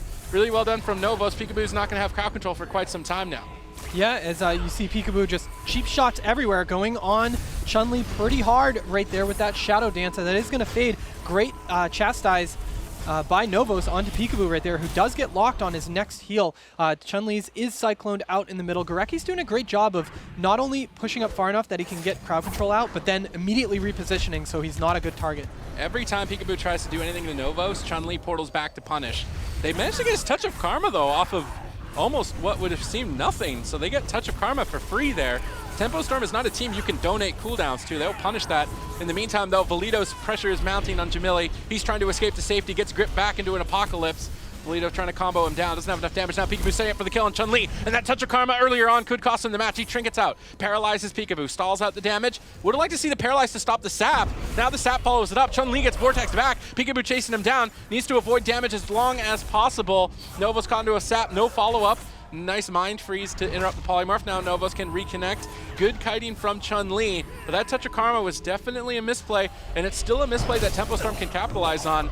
Novos needs to be the one to save him if they initiate that again. Yeah, now Novos does have a trinket and Ray of Hope if needed, as they're going to go in on Chun-Li. Again, there's a double cheap shot coming out. Chun-Li uses Fortifying Brew before that, though, so that was a great job, and ports back to the safety of Novos, but immediately getting right back in there with that Flying Serpent Kick, trying to deal damage to Jamili. Gorecki saw that coming, starts off with a Cyclone. Yeah, Gorecki's still looking for some crowd control. Counterspell landed.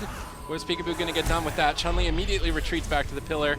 Knows his healer's crowd control, doesn't want to get caught in the open. They swap to Valido with the smoke bomb. He has all the answers for that. Yeah, he's going to trinket and immediately get out. So that smoke bomb not getting too much value unless they commit to Valido. But in the meantime, Jamili's getting pressured. Blinks back to center field. Gorecki caught into a stun. Jamili trying his best to kite. Really not able to build too much distance. If Chun-Li can get over there, he's going to be in trouble. Blinking once again.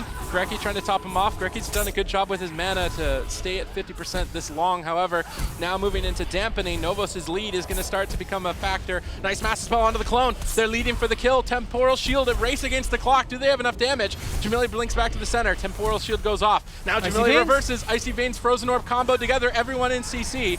Valido, though, is rotating his cooldowns effectively. Icebound Fortitude and Anti-Magic Zone trade out perfectly for that attempt, allowing Novos to sit through the crowd control. Unless Gorecki can keep this chain going, gets a second clone. He needs a third clone. Will he find it? One more clone, but it was late. He got the Ray of Hope in between. Now he's cloning Valido low, though. Novos needs to Master Spell this. Will they stop the Master Spell? Yes, they did. They stopped the Master Spell. Now Jamili needs to get over there for some polymorphs. Will he be able to get it in time? Everyone getting stunned up. Valido low. Novos tries to save him with the Guardian. That should buy him enough time, and that's going to trigger. They get the full polymorph. Tempo Storm's crowd control chain is insane. Can they keep it going? They get a sap out of it. Valido trades out AMS. Still pressure on into a full Cyclone. Novos has been crowd controlled for what seems like a minute straight. Valido down to 10%, hanging on by a thread.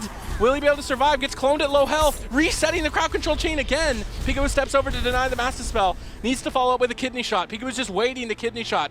Novos, he goes for a cheap shot instead. Valido got paused at low health, and this could be the end of the match. If they can get anything over on Novos, a polymorph lands and Valido will fall, surely, down to 10%. Everyone in crowd control, but Valido just refuses to die. Hanging on at 10% with everyone sitting crowd control. Another blind landed. Tempo Storm leading the charge. Valido retreating back to the pillar. Splice in full retreat. Valido hangs on to life. Wow, he uses a Ray of Hope there. It's still going. Because of the kidney. It's still going. He's in a kidney shot now. Maybe a full Cyclone, half Cyclone. Is that enough to finally find the kill? Valido's line of sighting Jamili, focusing on avoiding the mage damage, but Peekaboo might solo him. Do they have enough? Jamili brings it for a polymorph. Full polymorph lands. And Valido again, can he pull off a miracle?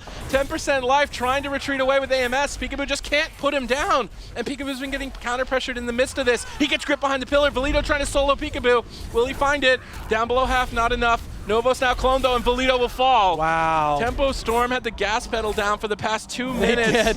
Novos, I can't believe Valido managed to survive, but Tempo Storm were on fire there towards the end of the match, and that's what we know what this match is actually going to be. So just take a moment, soak it in. That sip of water is going to be the last thing that's relaxing here as the countdown begins. Ashamane's fall could be the place where Splice fall. They might have to rename it to Splice Fall. Peekaboo and Jamili in stealth crossing the map. They have the advantage of all 3 targets being able to stealth, so they can get a sneak attack. Tempo Storm needs to get high value of this sneak attack when they move in. Peekaboo moving forward. They want to initiate. Will they find the crowd control? Who are they going to go after? They stun Chun-Li. Peekaboo gets found, so he's not going to get a sap. They triple stun the whole team. Followed up with a clone. No follow-up on the Novos, though. Now into a full blind. They're going to go after Thugonomics early on. He's going to trade out Unending Resolve. Rotate the pressure around with the triple comboed CC. Chaos Bolt's flying. Jamili pre-temp shields it, but they purged it off instantly. Fist of Fury to follow up. Chun-Li trying to solo Jamili. Will he find the kill here? Very low on health. Gorecki trying to stall it out as long as he can with Iron Bark. They could easily swap the Peekaboo with no Iron Bark available. He's down to half. Gorecki doing a great job with that Innervate, though. Got a lot of big heals off for free. That's going to get him a lead moving forward into the match. However, they didn't get high value defense. Oh, there's Icy Veins. They're going to swap. Novos down to half. How does he deal with the pressure? He gets peeled away by Thugonomics. They reposition on the gateway. That purple gateway is going to be an escape for Splice if the situation becomes too stressful. Yeah, and Novos got away with only using Urshan Shield Totem right there, so that was a great job. Held on to that Astral Shift and the Link on that go, so that's a big moment for Splice right there as the Chaos Bolts do land onto Jamili. Gorecki just sitting back. Wow, now it's going to be a swap onto Chun-Li with that Kidney and the Smoke Bomb on top of it. No Trinket. Nice peels from Thugonomics, though. Feared away Jamili. Peekaboo should be able to survive this swap as Gorecki's trying to top him off. Jamili trying to thwart them away. Some polymorphs and the counter spell. Manages to save Peekaboo. Now Peekaboo moving in. He wants to set something up. Who's going to be the target? Frozen Orb available. They could swap to Novos. Earth Shield is a priority. He's got Earth Shield on Thugonomics right now, which means Novos could easily be the kill target. They find the stun right as he swapped it. Now Jamili moving in to follow up with the polymorph. This could be the win as they chase down Thugonomics. He trades out Unending Resolve to try and reverse the pressure with the Chaos Bolt. Gets bashed at the last second to deny that Chaos Bolt. Could have been curtains for Jamili. Temporal Shield had a lot of time to top him up, but he didn't. He was scared. Thugonomics just scared Jamili into that block. Now Thugonomics is going to have an edge. Peekaboo getting swapped to. Huge Chaos Bolt to follow it up. Gorecki managing to top him off. Gorecki doing a phenomenal job. This is not an easy composition to heal through on a Druid. Keeping his team this healthy moving in is great. Will they be able to stay on top of him? That Earth Shield swapping around is going to be an opportunity, though. Earth Shield on Thugonomics. Novos bouncing back and forth. He knows he can get swapped to. He gets Kidney Shot. They go for the swap, but he gets coiled away as Thugonomics sets up for the kill. Soul Harvest pop, but Jamili denies with a counterspell. Peekaboo now moves over to stop the follow-up. Looks like he wants to keep going after Novos. And Peekaboo's been aggressive throughout this series towards Novos. Wonder if he's got a personal vendetta there or not. Thugonomics getting stunned on that Chaos Bolt, denying the pressure as Jamili is in the center field. Does not want to get caught off guard. Thugonomics with no Unending Resolve is an opening for Tempo Storm, but that opening has now just been lost, actually. Thugonomics keeping up the pressure with Chaos Bolts flying. Gorecki times the healing touch right as it hits, so Jamili tops off instantly. Jamili's just trying to find a footing and wait for Frozen Orb. They go for a Kidney Shot. Could be a triple Frozen Orb. If he leaves that paralyzed, could combo together well. Flurry into Ice Nova. He doesn't want to commit the Frozen Orb. They got Astral Shift basically for free. They're going to blind him at low health. If they can sap him or get his trinket here, Novos could easily go down. This is a clean setup from Tempo Storm. Chun-Li needs to stall it out. They managed to deny the sap, which means that the crowd control has been lost. Jamili's forced to run away, but can he really run that far? Chaos Bolt's chasing after him. Chun-Li in his face. Gorecki trying to top off his team. Now they swap back to Novos. Frozen Orb is launched. Ice Lancers are flying through, and the bait on the Astral Shift could find the kill, but barely sneaks in a Spirit Link Totem, reconnecting the health of his team and saving himself. Now Thugonomics is trying to reverse some pressure. Jamili blinking back, realizing the kill is lost. They need to evacuate, but a full fear landed on Gorecki. Barely connects an Iron Bark. Will Iron Bark be enough? Jamili with no, I believe he has one Ice Block remaining. He does, yep. So he's going to have to be careful. Doesn't want to trade that out so early on. Another swap to Novos. Peekaboo trying to solo him. Jamili not in line of sight. Chun-Li dodges the Fist of Fury by just moving off to the right slightly, then stuns the follow-up. Thug lobbing out some Chaos Bolts to try and reverse pressure on Peekaboo. No trinket available. If Peekaboo gets caught into a stun, that could be it. He managed to get a vanish there. Re-stealthing, going after Novos, just training down the Shaman, trying to attack whoever doesn't have Earth Shield as much as possible. Jamili sneaking into Polymorph, looking for an Ebon Bolt, gets feared on it. Thugonomics' fears have been very good this match, denying a lot of important spells. If he can keep this up a little longer. All right, now Chun-Li actually was looking for crowd control into Gorecki. Gorecki already in bear form, expecting that. Cyclone coming out onto Thugonomics as Thug is going to try to do some damage. Jamili in the middle of the map against the Destruction Warlock. This could be a scary situation for Jamili. Thug's trying to retreat back to the pillar. He used his Unending Resolve for the Aura Mastery, so he couldn't be interrupted on a Chaos Bolt. That means he doesn't have it for defense if they know that and they go after it, but they want to attack the non-Earth Shield target. They're going to initiate on Novos. He swaps Earth Shield. They could swap off back to Thugonomics. I think they should. As soon as that Frozen Orb is over, switch back to Thugonomics. Maybe move for a blind play. Thugonomics baits a counterspell with Fear. Now he can free cast Chaos Bolts. Chaos Bolt number 1 towards Peekaboo.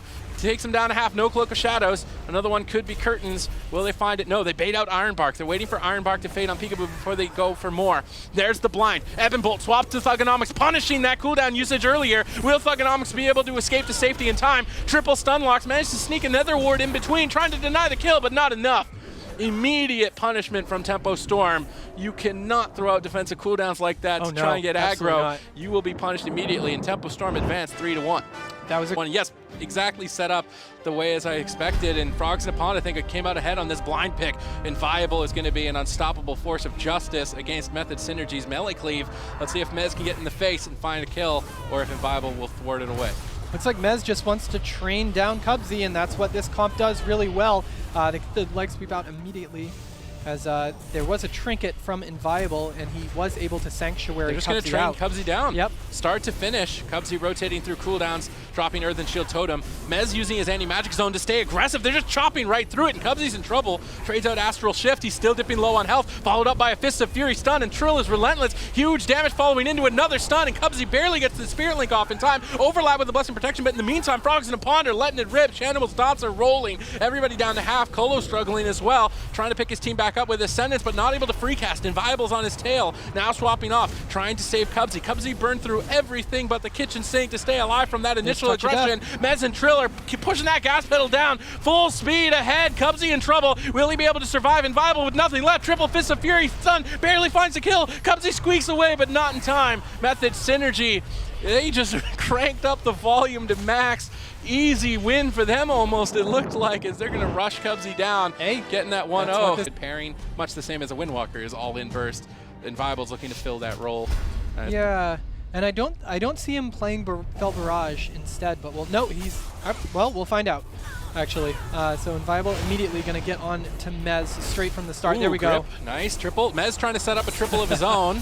Both Death Knights trying to lead off here, aggressive, but Wealthy Man dips low. Colo jumps to safety. Trill gets imprisoned, so Inviable's going to use his imprison to deny Trill's initial burst that paused out the fight. Looks like they're going to get aggressive onto Cubsy, and if Colo gets in there, starts getting some purges, Cubsy will fall behind. Cubsy blinks back out of line of sight, avoiding Colo's purges. They're going to switch their attention to the DPS Wealthy Man instead. Trill down low, he rolls over for Paralyze. Doesn't look like they're going to set up for anything out of it. Might just be an Asphyxiate for crowd control as they look for the kill on Wealthy Man. He responds at low health with Icebound Fortitude. They're trying to kill through it. Do they have enough damage? Cubsy has to use Ironbark as well. Do they have more damage? Wealthy Man on 5%. Cubsy gets gripped in and interrupted. Wealthy Man just dies. And Method Synergy, I believe he was getting purge spam. There's no other explanation for that amount of pressure. Method Synergy, no, all of this stops. Crushing Frogs in a Pond again in a matter of seconds. Mez, being Hope Assassination is one of them. Out of the gates, we're going to see a lot of damage onto both healers probably, but there's a lot of different viable targets at this point.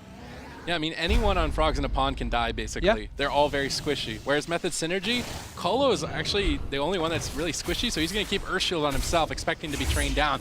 And yes, Frogs in a Pond are going all in for Colo. It's going to be a race to the finish. Which Shaman falls first as the pressure mounts? Wealthy Man recovers, followed into a Fist of Fear, but Colo seems to be struggling. Wealthy Man falls first. Colo dipping low, hanging on. Seems like he should be able to survive this, though. He can do Spirit Link, and they opt to leave the game. Colo didn't die in 2 seconds, so we can't win. Sorry, Wealthy Man, but Method Synergy are going to advance 3-0. Frogs in a Pond will battle out for a second chance against Union later today. All right.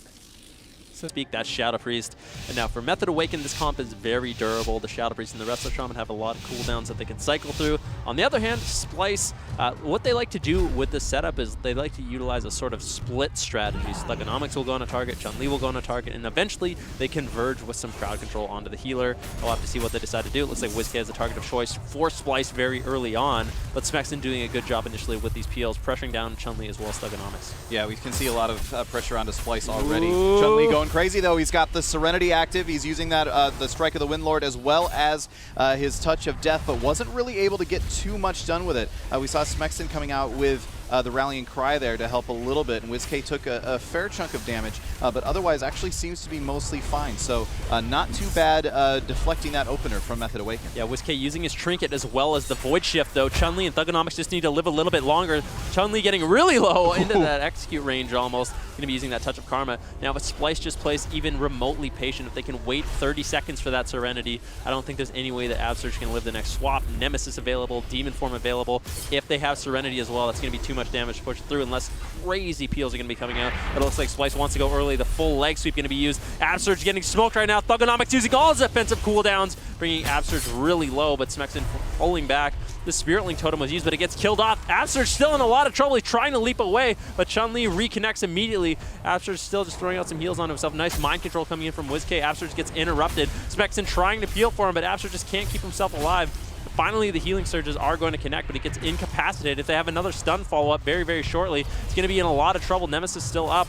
Now Serenity is available as well, so this next swap on Absurge could be deadly. Yeah, Absurge is playing Orc and running a Relentless, so those stuns will be very short duration, but that means he has no trinket. So if he needs to break out and Spirit Link right away, he won't be able to do it. Thugonomics just gets annihilated. Just out of nowhere, so much damage onto him in a hurry. Novos, I don't think he was even in a CC at that time. He just was not ready for the amount of damage onto Thugonomics. You get a lot of value out of that, especially when you're splitting. If, like Thugonomics is on WizK, he's not going to have Mortal Strike. The BTs are going to heal for a decent amount, so he could be okay. So maybe that's why they're opting to do these sort of all-in pushes. We'll have to see what they decide to do in this game. We're going to be looking for Splice to do these setups. Method Awaken is going to try to deflect them over and over to survive. Eventually, they will out-pressure. A little bit of damage over onto WizK very early on. We'll have to see if Chun-Li rolls over, gets that Incapacitate over onto Absurge, and that's when they're going to be looking to do that setup. You can see, there it is. There's the in-cap. There's a Touch of Death. There's the leg sweep. But the pre-war banner from Smexon, that's going to be saving Absurge's life. But Smexon rotting down a little bit low now. Chun-Li's turning his attention over to him. Full silence over onto Novos. Thugonomics getting pressured down a little bit, but he's kiting away. Novos behind the pillar now, able to top himself off quite easily. Yeah, we're going to have to be watching Novos for those short fears that he gets from dispelling the Shadow Priest dots as well. There's another one that just goes out onto him. He got himself topped off and then decided that was a good moment to dispel. But that's the sort of moment that someone like Smexon or WizK can really capitalize on if they get the opportunity. Chun-Li taking a little bit of pressure. He's going to go ahead and use his Touch of Karma there. Not really making too much happen off of it. They aren't really using that as an opportunity to go aggressive. Just giving them the opportunity to continue putting out a little bit of pressure here. Novos is taking a little bit of pressure himself. I believe that's just general rot damage coming down from the dots from WizK. Now Absurge could be in some trouble. We see Thugonomics now using his Metamorphosis form, trying to put some damage into Absurge. He's actually taking quite a bit right now. He's getting really, really low. Has to drop the Spirit Link totem as well as use the Ascendance to keep himself alive. And this now spells a lot of trouble for Method Awaken. Yeah, another big overlap by Method Awaken. WizK using that Void Shift there, so they don't have that available. Chun-Li caught to the full stun though, almost into execute range. He uses the Fortifying Brew, getting a flying Serpent Kick out of there. The Spirit Link totem was dropped and completely wasted there, so both teams sort of mismanaging their cooldowns. That's actually Absurge's Spirit Link totem, I believe, so not really going to be doing too much there. WizK rotting down a little bit low. Keep in mind, he does not have the Void Shift, so if they can get his Dispersion, there is an opportunity for them to finish there. Absurge almost completely oom. He's dispelling so much in this matchup. He has to be. That's the only explanation for why he's almost oom. It's only a couple minutes in. Thugonomics getting a little bit low. Chun-Li getting low as well. Chun-Li, keep in mind, no Trinket, no Touch of Karma, no Fortifying Brew. He is a great swap target for Method Awaken. Yep, Chun-Li is getting a little bit low, like you said. He will have his Touch of Karma in a few seconds, as well as his Touch of Death. So we could see them try to do a Touch of Karma into Touch of Death, reverse that around. Thugonomics still taking a lot of pressure, though. He does have some cooldowns available. He's going to drop the Darkness just to try and give Novos a little bit more time to top him off, but he is still in some trouble here. If they can get some sort of CC onto Novos, they may be able to continue the pressure, but it looks like Novos is going to be able to get a couple of those heals off, and they'll be fine for now. But now the pressure is reversing back around onto Chun-Li. He does have Karma available, and I think he's going to have to use it. Yep, there it is. He's now used his Karma on WizK. Are they going to try to follow that up with any additional damage? Is he going to use the Touch of Death? It doesn't look like it. WizK does have his Dispersion available, so he should be feeling pretty fine. Method Awakened actually looking like, outside of Absurge's mana, they're looking like they're in pretty good shape. Yeah, Thugonomics, he has that Nemesis coming up in 12 seconds. Chun-Li was able to get the Astral Shift from Absurge. Absurge could be in a lot of trouble if they make a big swap to him with Touch of Death, with Nemesis, with Demon Form. He could go down, but Novos silenced up. Method Awakened trying to close out this game before that opportunity presents itself for Splice. Thugonomics almost into execute range, trying everything he can to survive using Blade Dance, interrupting WizK over and over. That's the in-cap over on Absurge. This is Splice's moment. They could take down Absurge here. The full leg sweep. Is it going to be followed up with a Blood Elf Silence? It looks like it is. The War Banner gets dropped by Smexon. That might be enough to keep Absurge alive, but there's still a lot of follow-up damage from Thugonomics as well as Chun-Li. Chun-Li's his Serenity just came up as well. It might be enough damage to finish off Absurge, but a nice fear. Mind Control's coming in as well. Absurge barely survives reviving down to 5% HP. Oh. Eventually going to go down. He just had no way to heal himself up. I think he might have actually had Spirit Link up. I don't think he realized, but he had his Spirit Link actually came off about 1.5 seconds before he died, and he had Smexen and WizK right there with him. He could have actually dropped that and probably been okay. Well, yeah, we'll have to take a look at the replay and see exactly when it did come up, but it doesn't look like Method Awaken wants to give up right now. Novos doesn't have much mana. Chun-Li still in it, running around trying to finish off WizK to seal out this match for sure, but it looks like Splice coming back into this matchup. Touch of Karma, that's going to be enough to keep him alive. WizK will ultimately go down here, and it looks like Splice will close out this game, tie up the series 1-1. Yep, nicely done by Splice there, turning that back around, recognizing the opportunity that they had. I am really, really curious to see, and we do also interestingly see Novos has gone for the Voodoo Totem in this game, so we'll have to see how he uses that versus Absurge, who has gone without.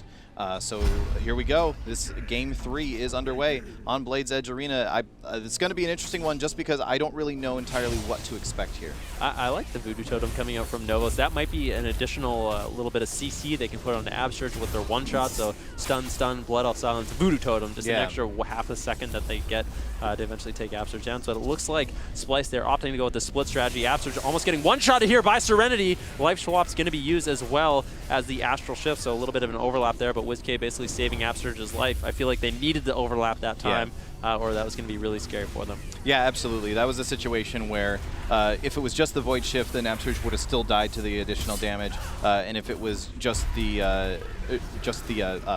Astral Shift, then he still would have died. However, before I could even finish that sentence, Novos just up and evaporated. Yeah, I'm not exactly sure what just happened there, but Novos, obviously, like we said, on Blade's Edge, honestly, Smexen doing a good job deflecting a lot of them with the Warband or with the Fear. That's really what he's going to need to do. He's going to need to make sure that he is getting these peels off to keep Absurge alive. If he's not getting peeled, I think the damage is just going to be too overwhelming. Well, we will find out here very shortly. This is now a game point for Method Awakened. If they win this, they will knock Splice out and move on to the next series. However, Splice, if they win this, they will have to win one more game if they want to move on themselves. So kind of an important match here for Splice to be able to take the win here. Absurge taking a little bit of damage already. The leg sweep comes out. We do have a bit of a stun over onto WizK. WizK could be in some trouble. He actually used the Void Shift there. Sorry, I thought he took a big chunk of damage, but it was actually the Void Shift to save Absurge. And again, Absurge with the Astral Shift as well. Yeah, now Novos pushing in. He wants to get some offensive dispels, heal up his team a little bit, but when he pushes in, he's getting punished. You can see Smexen training him down a little bit. Thugonomics rotting down low as well. Novos now having to switch that Earth Shield to himself, and because of that, Thugonomics really not having any healing whatsoever. WizK basically soloing him at this point. Novos gets interrupted. Smexen putting out a lot of pressure right now. Bladestorm connecting onto both Thugonomics as well as Novos. Stormbolt as well. This Ascendance is being shut down. The entire team of Method Awakened is pushing in. They smell blood. They're just interrupting Novos over and over. He gets feared once again. He did nothing with his Ascendance there. Wasn't able to top himself off. Finally getting away. Healing himself up, but Thugonomics still in a little bit of trouble. Yeah, and Smexen immediately charging over, and the nice heroic leap back up. The Imprison, though, comes out onto Smexen. That's going to slow down that damage a little bit, give Thugonomics some room to breathe. Smexen very, very disappointed at the moment, I can imagine. He really, really felt like he had a kill there.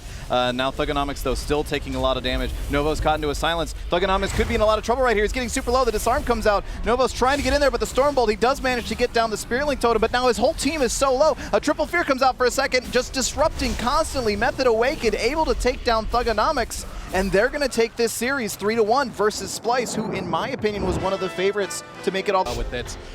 Now, if you're Gurecki, you're probably thinking, okay, they rushed down Cubsy. They could easily do the same.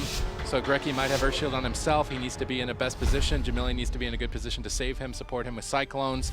Jamili actually has Earth Shield, so if Mezcolo was even running in as well, ride the wind, the whole team going all in towards Gurecki. You're going to just try and train him down once again. Triple silence up from Peekaboo. Jamili's going to do a lot of damage, cycloning up the Monk. Unfortunately, wasn't any of his offensive cooldowns, which means when he reconnects, they won't have that to peel. In the meantime, Peekaboo's trying to solo Colo. He's got him caught into a kidney shot down to half. Doesn't seem like he's have enough damage to take him out. Jamili looking to set up a full moon. Could be a big hit. Mez down to 20%. Gurecki still getting pressured. Mez and Trill are relentless all in to the finish to train down this healer. Will they win the race is the question. Mez getting cloned up. That's going to deny the kill. Peekaboo trying to blind Colo. Colo trinkets out of the blind to now help his teammate as they are both tipping low. Uses Descendants for some AoE healing. Gurecki still getting pressured. Damage is mounting higher and higher. Bash on Colo, kidney on Mez. Mez Icebound Fortitudes. It looks like Gurecki had to use his Spirit Link, but it didn't really do too much. He's trying to just top himself off, hard casting, staying in the middle so Jamili can free cast and support him. That's why you see Gurecki in the middle of the map. It makes sense against 2 melee classes so you can have support. Now he's trying to bait them behind the pillar, so Colo runs in the middle of the map. As Colo runs in the middle of the map, Jamili can Cyclone him. Trill pre-karmas the kidney. Mez death grips the Cyclone, but he can't death grip Gurecki back as Gurecki makes a sneaky getaway behind the pillar. Mez, though, chasing him down, ride the wind. Gurecki trying to reposition away from it. Voodoo Totems to deny the stun into a clone. Now Colo's team dipping down to half. That spread pressure really starting to sink in. They got Colo in the open, but Colo's lava bursting. They're just going all in for the kill. They know Gurecki is vulnerable. Can they smork him down? Oh, they locked him. 10%, jumps away, barely escapes. Lava burst chasing him down as he hangs on by a thread. Another lava burst coming in from Colo. Everybody in danger. Trill on 10%. Gurecki connects one healing surge, then gets silenced. Colo now hexed at low on health. Peekaboo trying to take Colo out, and this could easily reverse. The aggression is finally stalling out, and Colo will fall. Tempo Storm hang on and claim victory. Jamili had Mez CC'd in the middle of the map with Cyclones. Colo pushed in to stay offensive, got on top of Trill, dropped the Spirit Link. Unfortunately, Colo and Trill had the same amount of hit points. And Holy Death Knight would have been. all right, so out of the gates, let's see what targets they are going to pick. As I think Jamili and Peekaboo have a bunch of different options that they can go, but Colo, I think, is going to be the target eventually if they can get to him. As Mez right away trying to get over to ride the wind. Jamili. No, looks like they are going to go just extremely hard onto Gurecki. Drops the Voodoo Totem right away. That is going to fade as Trill and Gurecki just are Triple leg sweep. Perfect start for Method Synergy. Now they need the burst damage. Peekaboo thwarts it away with a kidney shot, denying Trill the kill. Trill is not going to trinket out there. He could have, but he doesn't want to risk throwing the match later on. He wants that for defensive purposes. Gurecki manages to sneak away, but Mez is chasing him down. Trill is chasing him down. Colo trying to jump into the fight, but Jamili might be able to Cyclone him. He goes for a bash into a full Cyclone, which means Mez is low on health. Could be Icebound Fortitude from him here as he is dipping lower and lower and lower. It's greedy play. Trades out the Icebound Fortitude. Grips Jamili in, but doesn't go for the triple stun. Gurecki's still just getting pressured down with raw damage. Trill and Mez are doing insane pressure. This is not even the cooldowns from Mez. He trinkets out of a clone to try and stay aggressive. Gurecki manages to restabilize, catching some big healing surges. Jamili trying to counter pressure. They've gotten all of the ingredients to win. They've got Colo's trinket, Mez's cooldowns out of the way. Mez is going to be very fragile. Peekaboo starts the CC chain with a step shadow kick, or a step kick, and now Jamili looking to Cyclone, not able to find it. Trill denies it. They need to stop the Cyclone as long as possible as Mez is in a bit of danger in this position. Colo goes in the middle of the map, gets solar beamed on his heel. Do they have damage? No. Jamili has no astral power.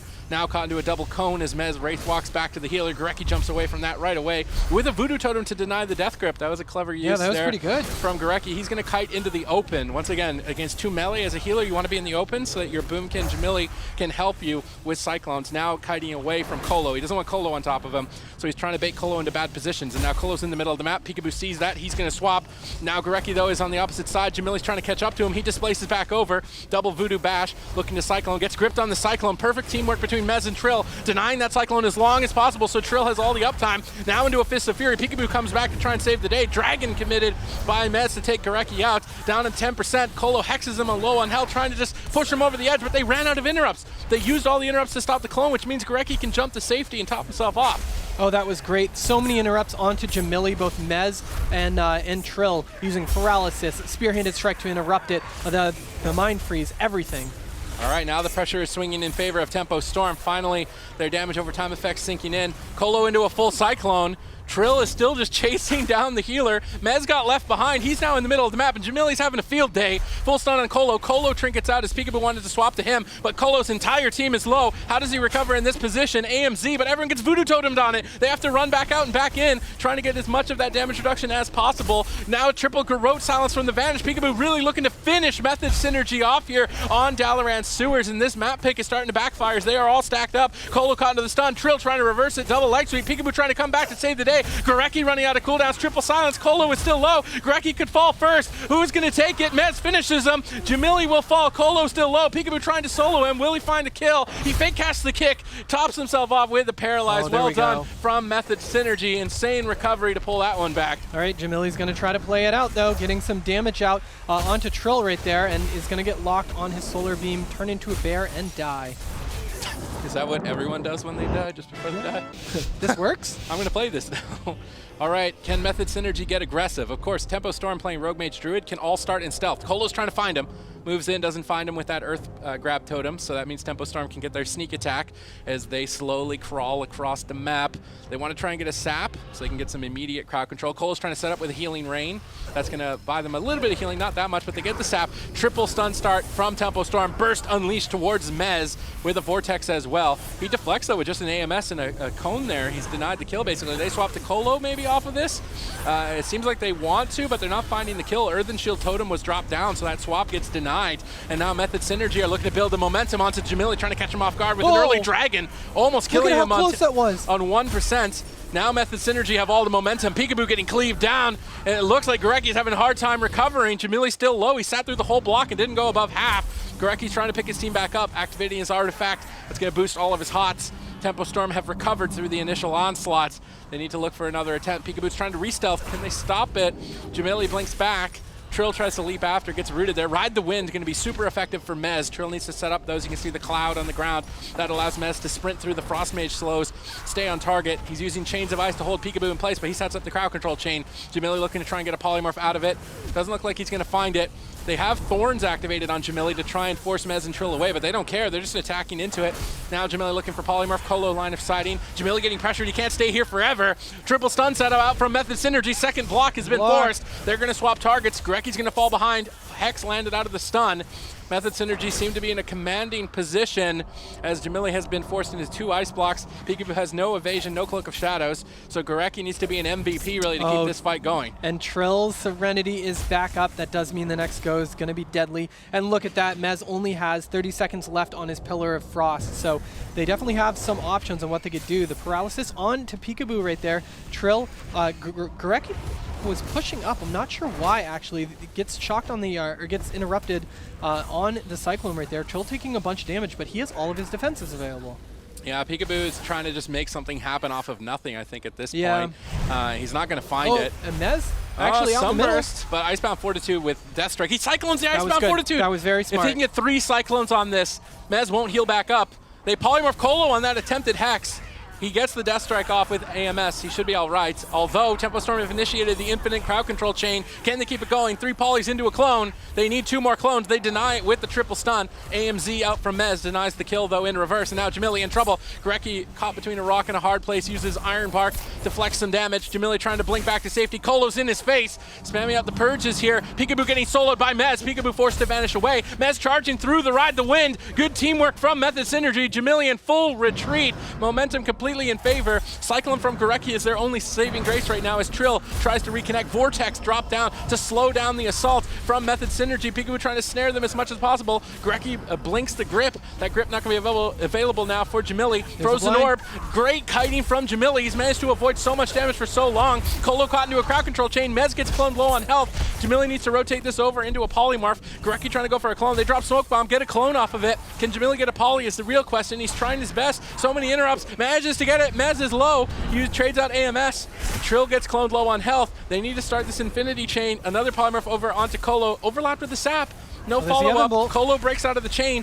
Reapplies Earth Shield. Mez still low. Grips into a triple cone, triple sweep. Denies the Icy Veins, and now this could just be the end of the match. Jamili down to half, trying to blink back to safety. Gorecki connects a big heal with the last remaining mana as Mez is starting to finally get counter-pressured. He's going to retreat back behind the pillar. Trill is trying to keep up the momentum. Colo and Mez are caught in a hard position. Jamili blinks in for the killing blow, finds the polymorph. Mez still retreating away. Peekaboo trying to connect. Might look for a kidney shot on Colo and maybe a swap. Yeah, it was really good that they forced Mez to run during his pillar, so he didn't have that active as Trill looking to deal damage to Jamili. He's getting soloed. Peekaboo comes back to save him from Trill. He's still just dying. Mez grips him back for the kill. Barely connects the Swiftman. Jamili's still in trouble. Gorecki with almost nothing left to keep him alive. And that's going to be it. Method Synergy find the win here on Tolvaron Arena. Tempo Storm got some good crowd control chains. They managed to actually burn Colo out of mana. Both healers were room there in the final seconds, but Rogue Gorecki going back to Shaman here on Ashermane's Fall. All right, gates are about to start. Let's see how Peekaboo handles this opener.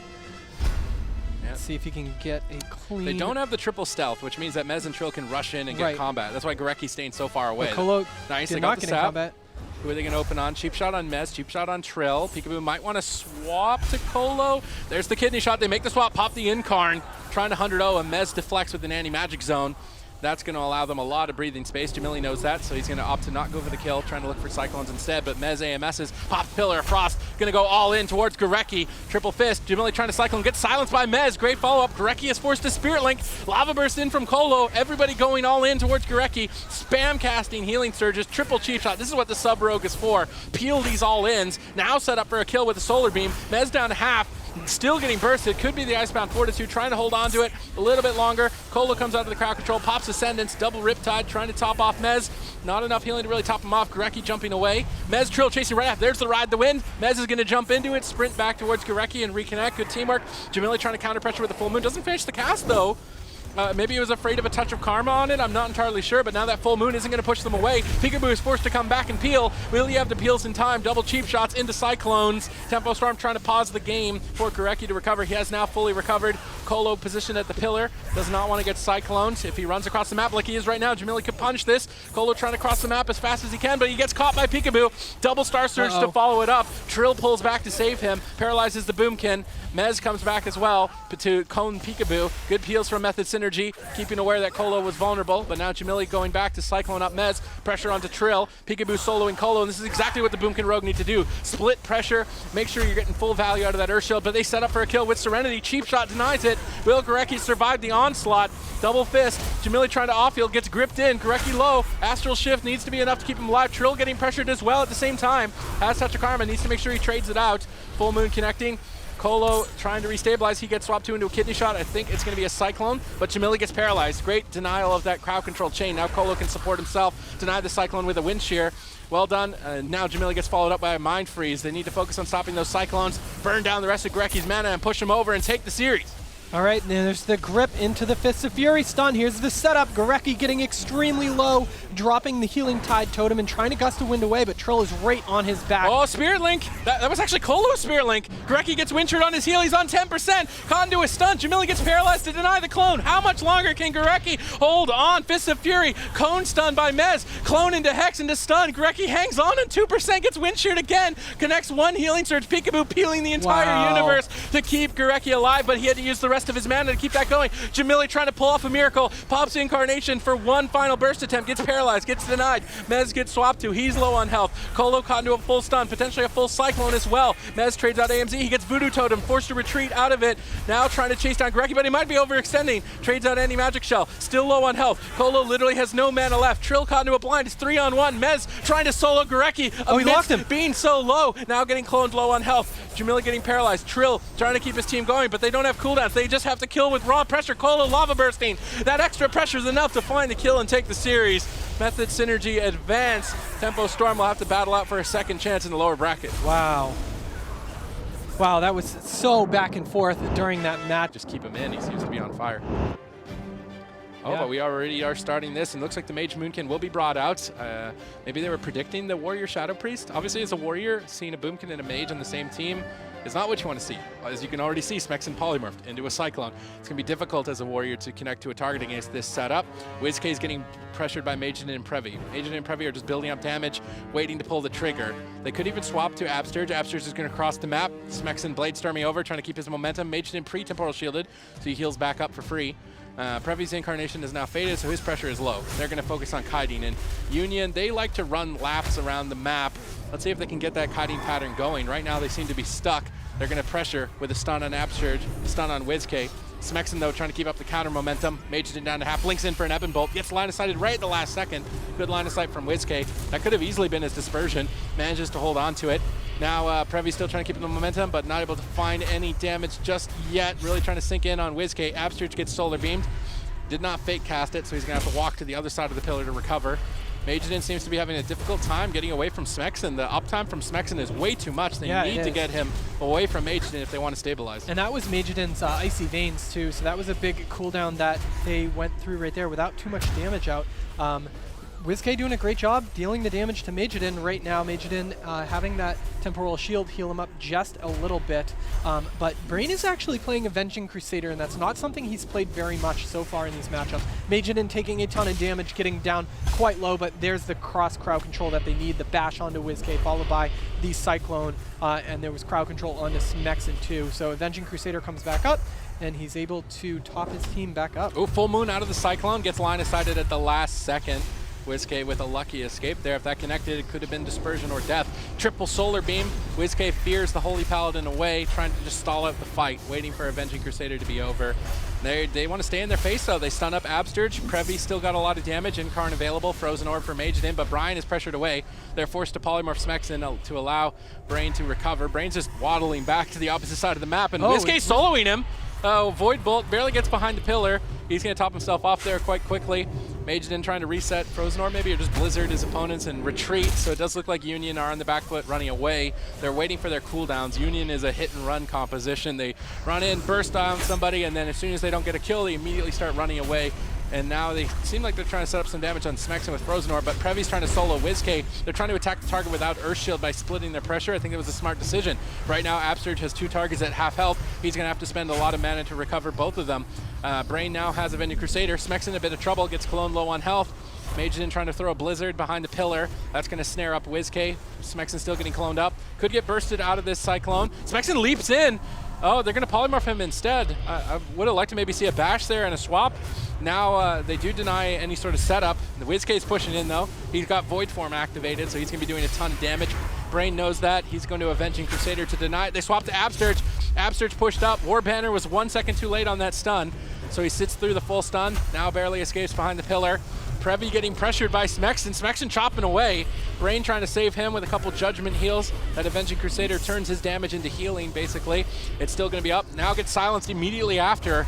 If they can follow up with a Storm Bolt or a Fear, it could be deadly. Doesn't look like they have it just yet. They need to make sure that Tears Deliverance doesn't go off. Tears Deliverance for a Holy Paladin is almost as effective as Avenging Crusader, so if they can stall that out. He's not going for it again. His whole team is getting pressured as a result.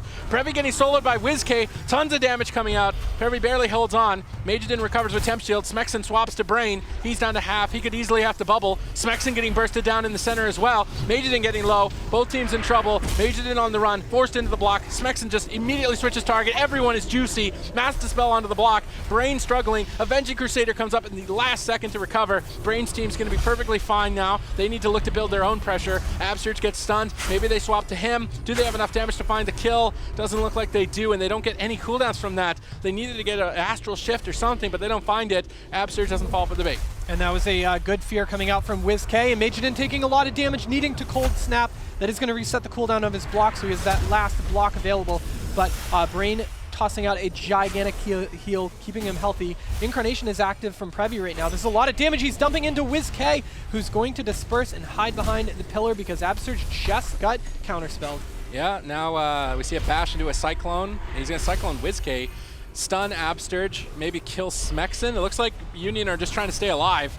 No Avenging Crusader. Smexen war-bannered the clone, but they kill it off, so good awareness there. Majidin pre-temporal shields the charge. As soon as Smexen touches him, he temporal charges, because he knows if Smexen's touching him, he's going to be taking a ton of damage. Nice clone on the battle cry there from Previ. Denied a huge amount of burst from Smexen.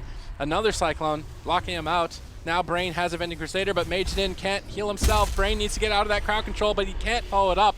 Majidin forced into the second block, and Method Awaken's Warrior Shadow Priest seems to be wrecking face here in game number 1. It really is. Yeah, I mean, they have a minute left on Bop.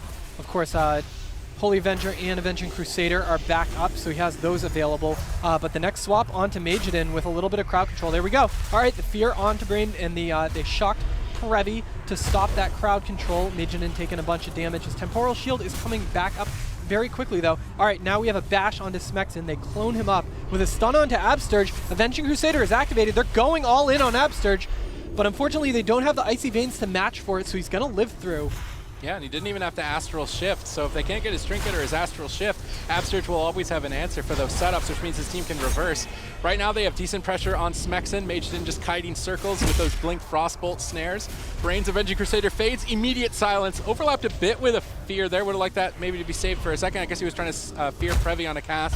Ultimately getting Cycloned, though. Right at the end of his Void Form, so not the worst situation for WizK if he can build up enough insanity. They might just kill Majidin outright. Brain struggling to deal with the pressure as Smexen marches ever so slowly to a target. He drops War Banner for the clone. Pre-War Banner's the clone. That means his uptime on Majin is going to be higher, but he's still just marching slowly.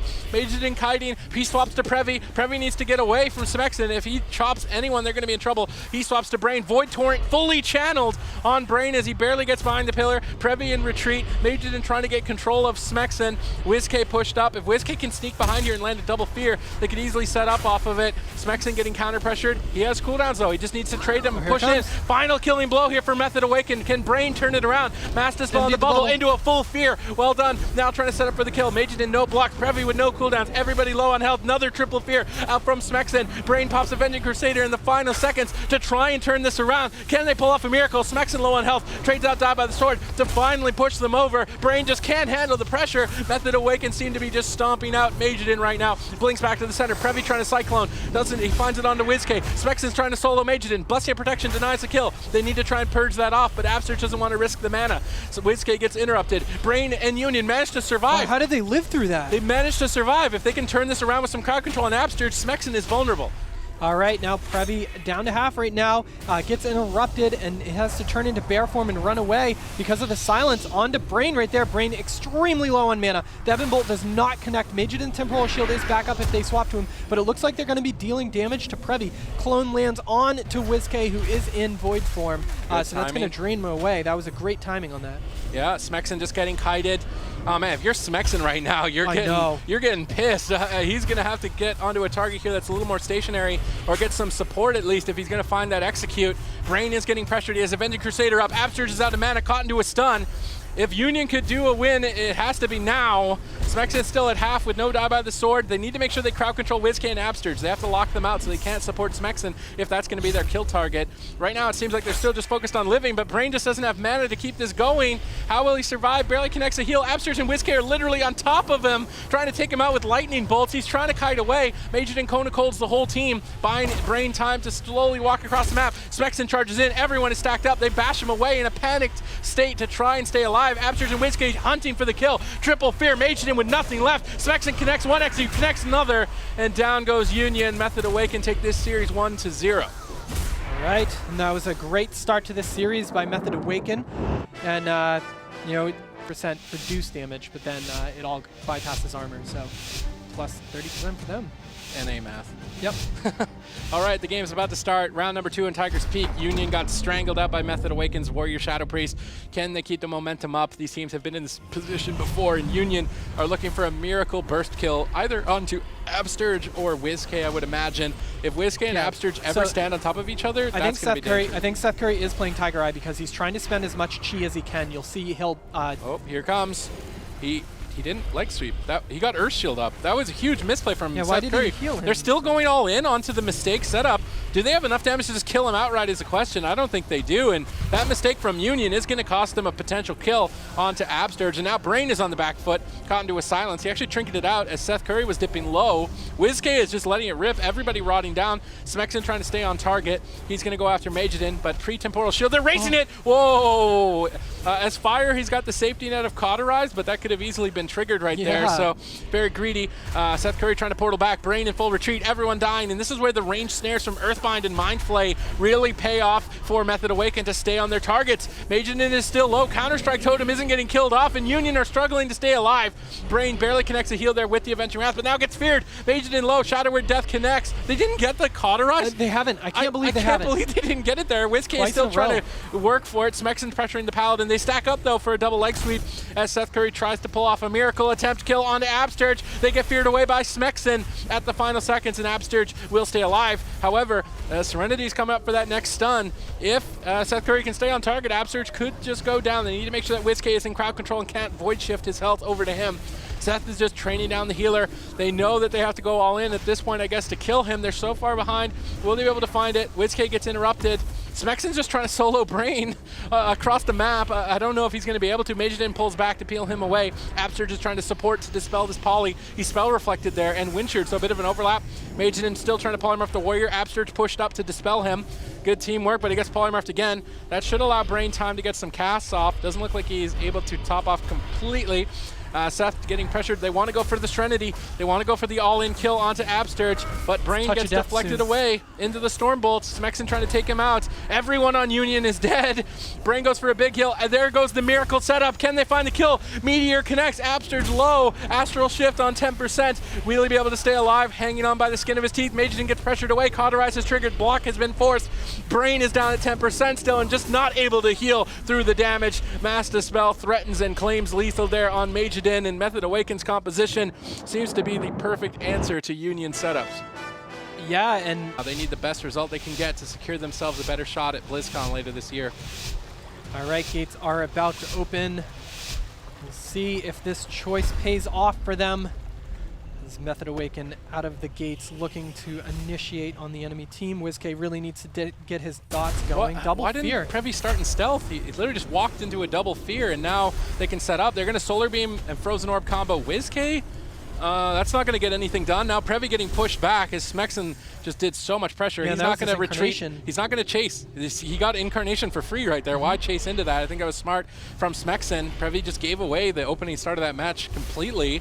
Now they're going to be on the back foot for at least 2 minutes until that's available. Smexon's now slowly crossing the map, knows that Incarn's going to be over soon, so he wants to start getting some pressure. He walks into a stun behind the pillar, though. This could be a critical mistake as huge amounts of damage connect to him. Absturge moves in, gets silenced.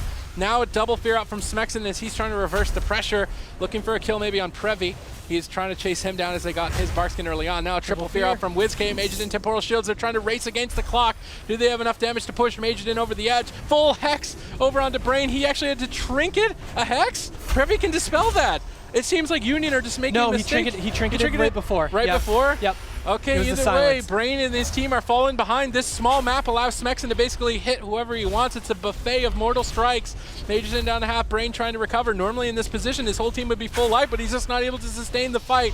Union seem to be falling as Method Awaken look to push in for that final blow. Brain down on 10%. May have to bubble. Bubble's threatened with Mass Dispel. WizK looking for it. Mass Dispels the bubble. Now Brain in trouble with nothing left. Mounts up. Doesn't cross the map.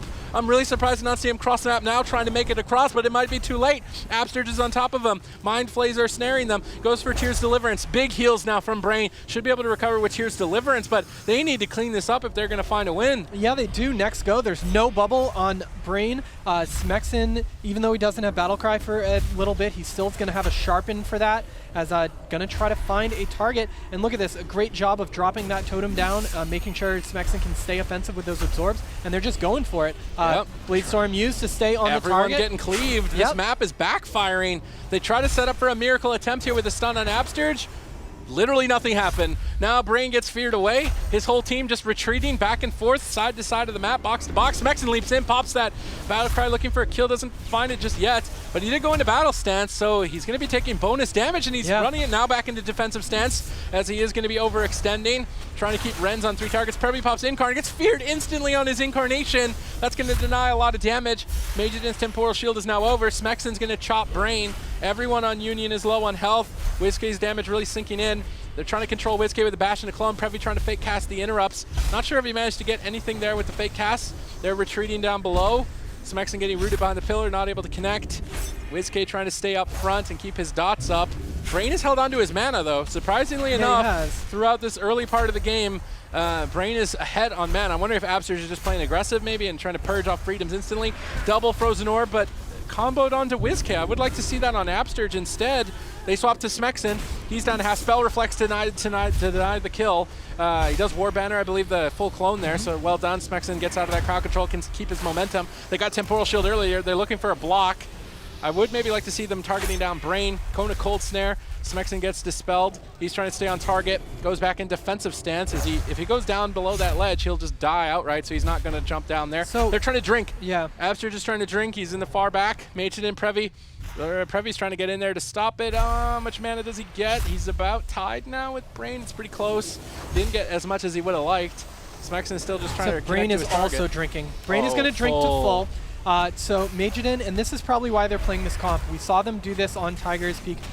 Once they get the coordination and they're running together, they can really run away from Smexon and put him in a bad position. They swapped to WizK with a full moon.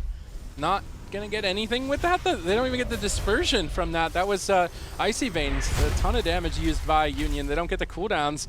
I mean, if they win this, I can't help but feel it's because Absterge is overextending too aggressively. He needs to maybe just try and reset. Right, he looks like he's trying to, but Starfall will deny that drink. He's going to have to reposition, but now he's caught into a Blizzard. Smexen goes in for a triple fear. Who is Smexen going to attack? It seems like Method Awaken have lost their momentum. They just aren't sinking in any damage. Brain down below, line of sighting with the silence, so WizK can't hit him. Now trying to escape, Smexen charges after him. Previ pops Incarnation. WizK mind controlling, gets cloned on it. He's got a nice timed Vampiric Embrace during Incarn that's going to boost the healing for his whole team. I think it was well timed. Now caught into a stun though, so Previ has denied it. Incarnation's still up. Has one more Star Surge left in the bank. He's going to lob that out at WizK. Not really building any momentum though. You would expect to see a dispersion with something like Incarnation popped, but they're not coordinating crowd control. It seems like Union are just running in circles, lobbing out damage, hoping that something happens, and I mean, maybe it will. Smexen is down at half. Absterge is trying to support him. Smexen just can't stay on a target long enough to kill it, and WizK is having a hard time soloing the team. Brain dispelling off the dots, maybe even trying to look for a drink again. Absterge down at half mana. Now Smexen caught into a polymorph as Previ and Majidin do what they do best, running laps. If this were the Olympics, they would be first place. All right, Brain gets pummeled on that heal as he drops down. He still has his Avenged Crusader and Bubble, gets silenced full as Previ down to about half using that Bark Skin as Brain is running away to find Majidin. They switch pillars yet again.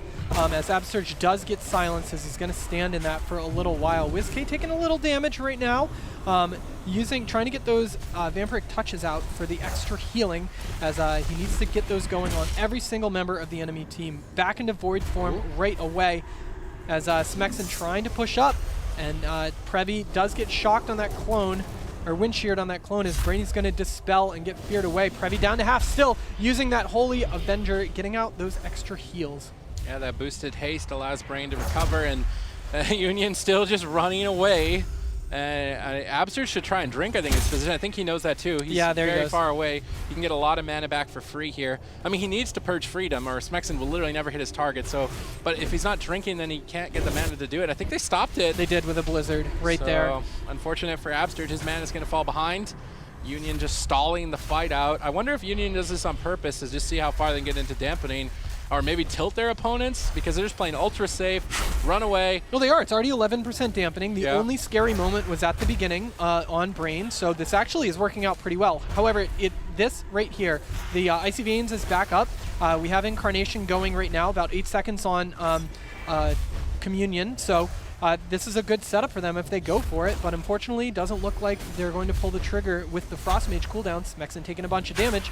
Right now, Absterge is trying to toss out some heals.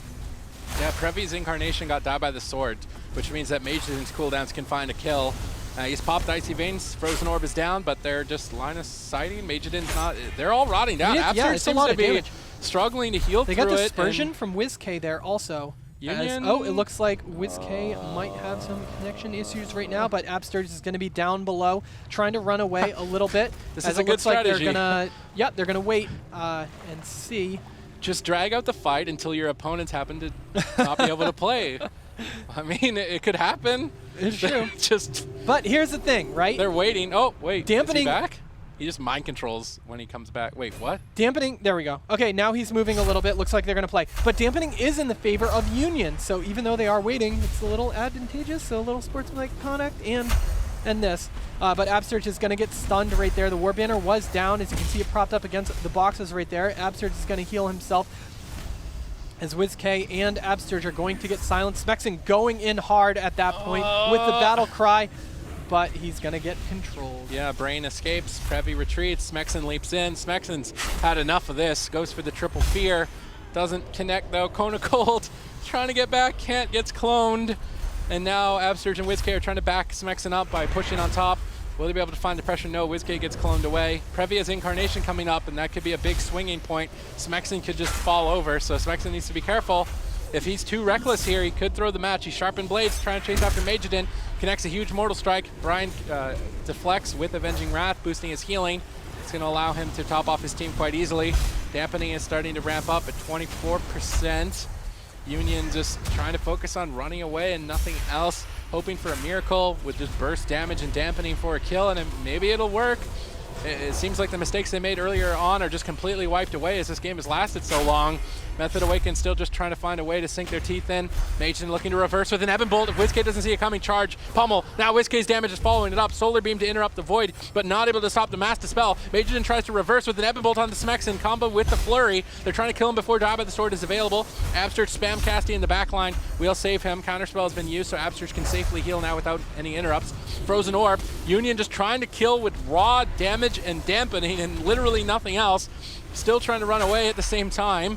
WizK down at half, Smexen down at half, and Method Awaken are struggling to find a way to push them over. They are, and even Brain isn't that pressured on mana at this point. Yes, he did drink to full a while ago, but I would expect a lot more mana to be spent with the amount of damage that WizK and Smexen are doing. All right, WizK gets cloned, Smexen is low. It could be a Dive by the Sword quite easily here as Absterge is running low on mana. Nobody can connect to anything. WizK is trying to cross the map with some feathers, or sprint at least with the shield, not able to. Smexen's forced to retreat, and now this is perfect for Union. They're going to stack up in Blizzard, they're going to stack up in Solar Beam, Dispersion has been forced, and as soon as they're forced to retreat, this game is over. Double Solar Beam, 32% dampening, Absterge is tapped, and barely anything left. WizK at 10%, needs to get in line of sight to swap his health. They trade the Spirit Link instead. Ascendance gets popped, Absterge has one last chance to recover. Gift to the Queen gets cycloned, casting Healing Wave after Healing Wave. The dampening is too high, and even with Ascendance, his team isn't topped. That's now over. Smexen tries to reverse the aggression onto Previ. Previ immediately retreats away. He swaps to Magen, and Magen retreats away, and Smexen's forced to run back with his tail between his legs, and if they stack up one more time, I don't think Method Awaken can recover. Smexen getting soloed by Brain and Magen. Dive by the Sword, barely in time to stabilize. WizK is low. Dampening keeps mounting up. Brain has literally almost full mana at this point. Absterge managed to drink a little bit as well. Maybe that mana could be enough to hold on. Smexen trying to just kill Previ. It seems like that's the only target they can connect to. He doesn't have Displacer Beast playing Renewal, so maybe they can, but Full Moon. Solar Beam, WizK, huge damage to follow it up. Jumps down out of line of sight, trying to heal himself back up, knowing that dampening is high. They need as much healing as they can get, but Union have them in a sleeper hold that they just can't get out of at this point. Yeah, they do, even though Smexen has lived through that Incarnation cooldown, which it's going to fade any second now. Still have a little while on the Icy Veins also, but Union looking great. 40% dampening at this point, as Smexen does get stunned in line of sight. Kicks the clone with that pummel, pushing in for damage, but both teams can do a massive amount of damage on demand. So it looks like they are. Oh, but Smexen, I don't know if he went too deep on that one. Vampiric Touch being cast, but WizK is standing in that as Smexen. He's not moving. Oh no. As Absterge is trying to heal him up non-stop, as Smexen is just getting turreted on. They're not going to wait anymore. No, 43%. Maybe they are. Are they? I feel like the teams are just trying to see how high they can make it go. They're like, is there a limit? 100 is actually the limit on dampening. It does. As Smexen is just waiting, or the enemy team is waiting for him to play it out. But again, like we said earlier, dampening is entirely in the favor of Union.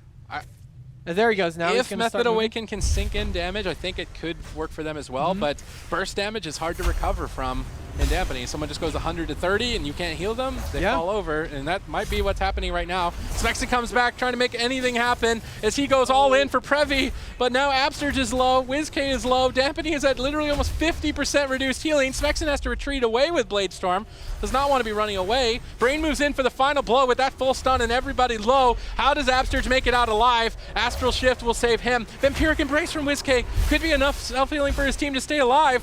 I mean, they can stay alive, but how do they kill? Previ's just running away. Magen's free casting. Smexen low. Incarnation gets popped, and Previ's going to sink for the kill. WizK disperses, denies it. Absterge is low. He's trying to get back to the pillar. Every cooldown up for Union as they look to kill everyone, and somehow Method Awaken defy the kill for now. How much longer? Smexen still on 3%. WizK gets bashed up. Everybody is low, and Union sleeper hold has finally found the kill here as Absterge is fully cloned, and Full Moon connects. And Method Awaken at this point are going to be frustrated with that one. Yeah. It seemed like Union were making mistake after mistake for the first part of the game, but Method Awaken just couldn't kill them. And that's going to buy Union a win on the board. Warrior with Absterge playing that Resto Shaman. All right, 5, 4, 3, 2, 1. I'm just counting down prematurely. Let's see if Union can keep up this runaway strategy and never die, or if Method Awaken can just put it to him and knock him over. WizKay's going to mount up. Oh, he found Previ and Majidin with the root totem, so that was a great job by Absturge. They're going to stun him up and they're go swapping. pretty hard. And he is... They're going aggro onto Absturge. Needs to be careful. Astral shifts, sneaks out of the silence, trying to fake cast the counterspell now, but he's going to line of sight and top himself off instead. WizKay preemptively nether warded a swap to himself to deny any damage. I think that was smart. Trinket's out of clone, aggressive Trinket from WizKay. You can tell maybe he's frustrated from the last game. He wants to just get in their face, but that could be something they punish. Immediately spell locks Brain, putting his team behind. Temporal Shield up. Smexon trying to race it, not going to be able to. Doesn't do that much. They didn't do that much damage into it, fortunately, so it's not a full heal. Avenging Crusader has been popped off, and I think as soon as they see Avenging Crusader, they might try to play off mana. They don't have the double freedom. They know that Brain's mana is going to get tapped pretty fast from that offensive cooldown.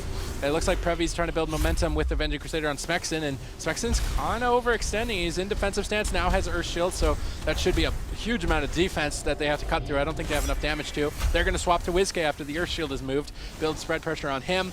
Majidin, Previ just turreting. Smexon can't connect.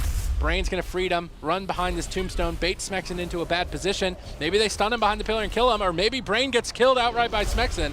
They're forced to clone him. That allows Brian to get his artifact, which is a huge boost in healing as he tops his whole team. Smexon's going to fear them away. I didn't really like that fear, to be honest. They didn't get anything done with it, and it broke instantly. So now they're not going to have it to deny an Incarn later. They set up a swap to Absturge again. They Solar Beam to deny the peels. Now into a bash. I don't think they have enough damage to push him over, and that was the opportunity they needed to try and get Trinket Link. They don't get it. Now they might have overextended. Agent's Temporal Shield with huge value, though. Brain has Avenging Crusader. That's going to give him a lot of damage, and that extra damage is putting Absturge on the back foot as Star Surges connect at his heels. Down at 20%, gets cloned on low HP.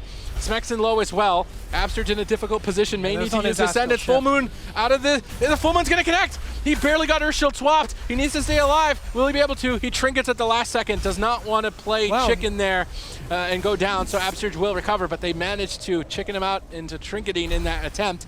Now with no trinkets, next go could be deadly as Incarnation is available. Yeah, and he didn't use Spirit Link, and he didn't use Earthen Shield in that, so that at least is a saving grace from that. Smexon trying to stick onto his target, and look at that Temporal Shield.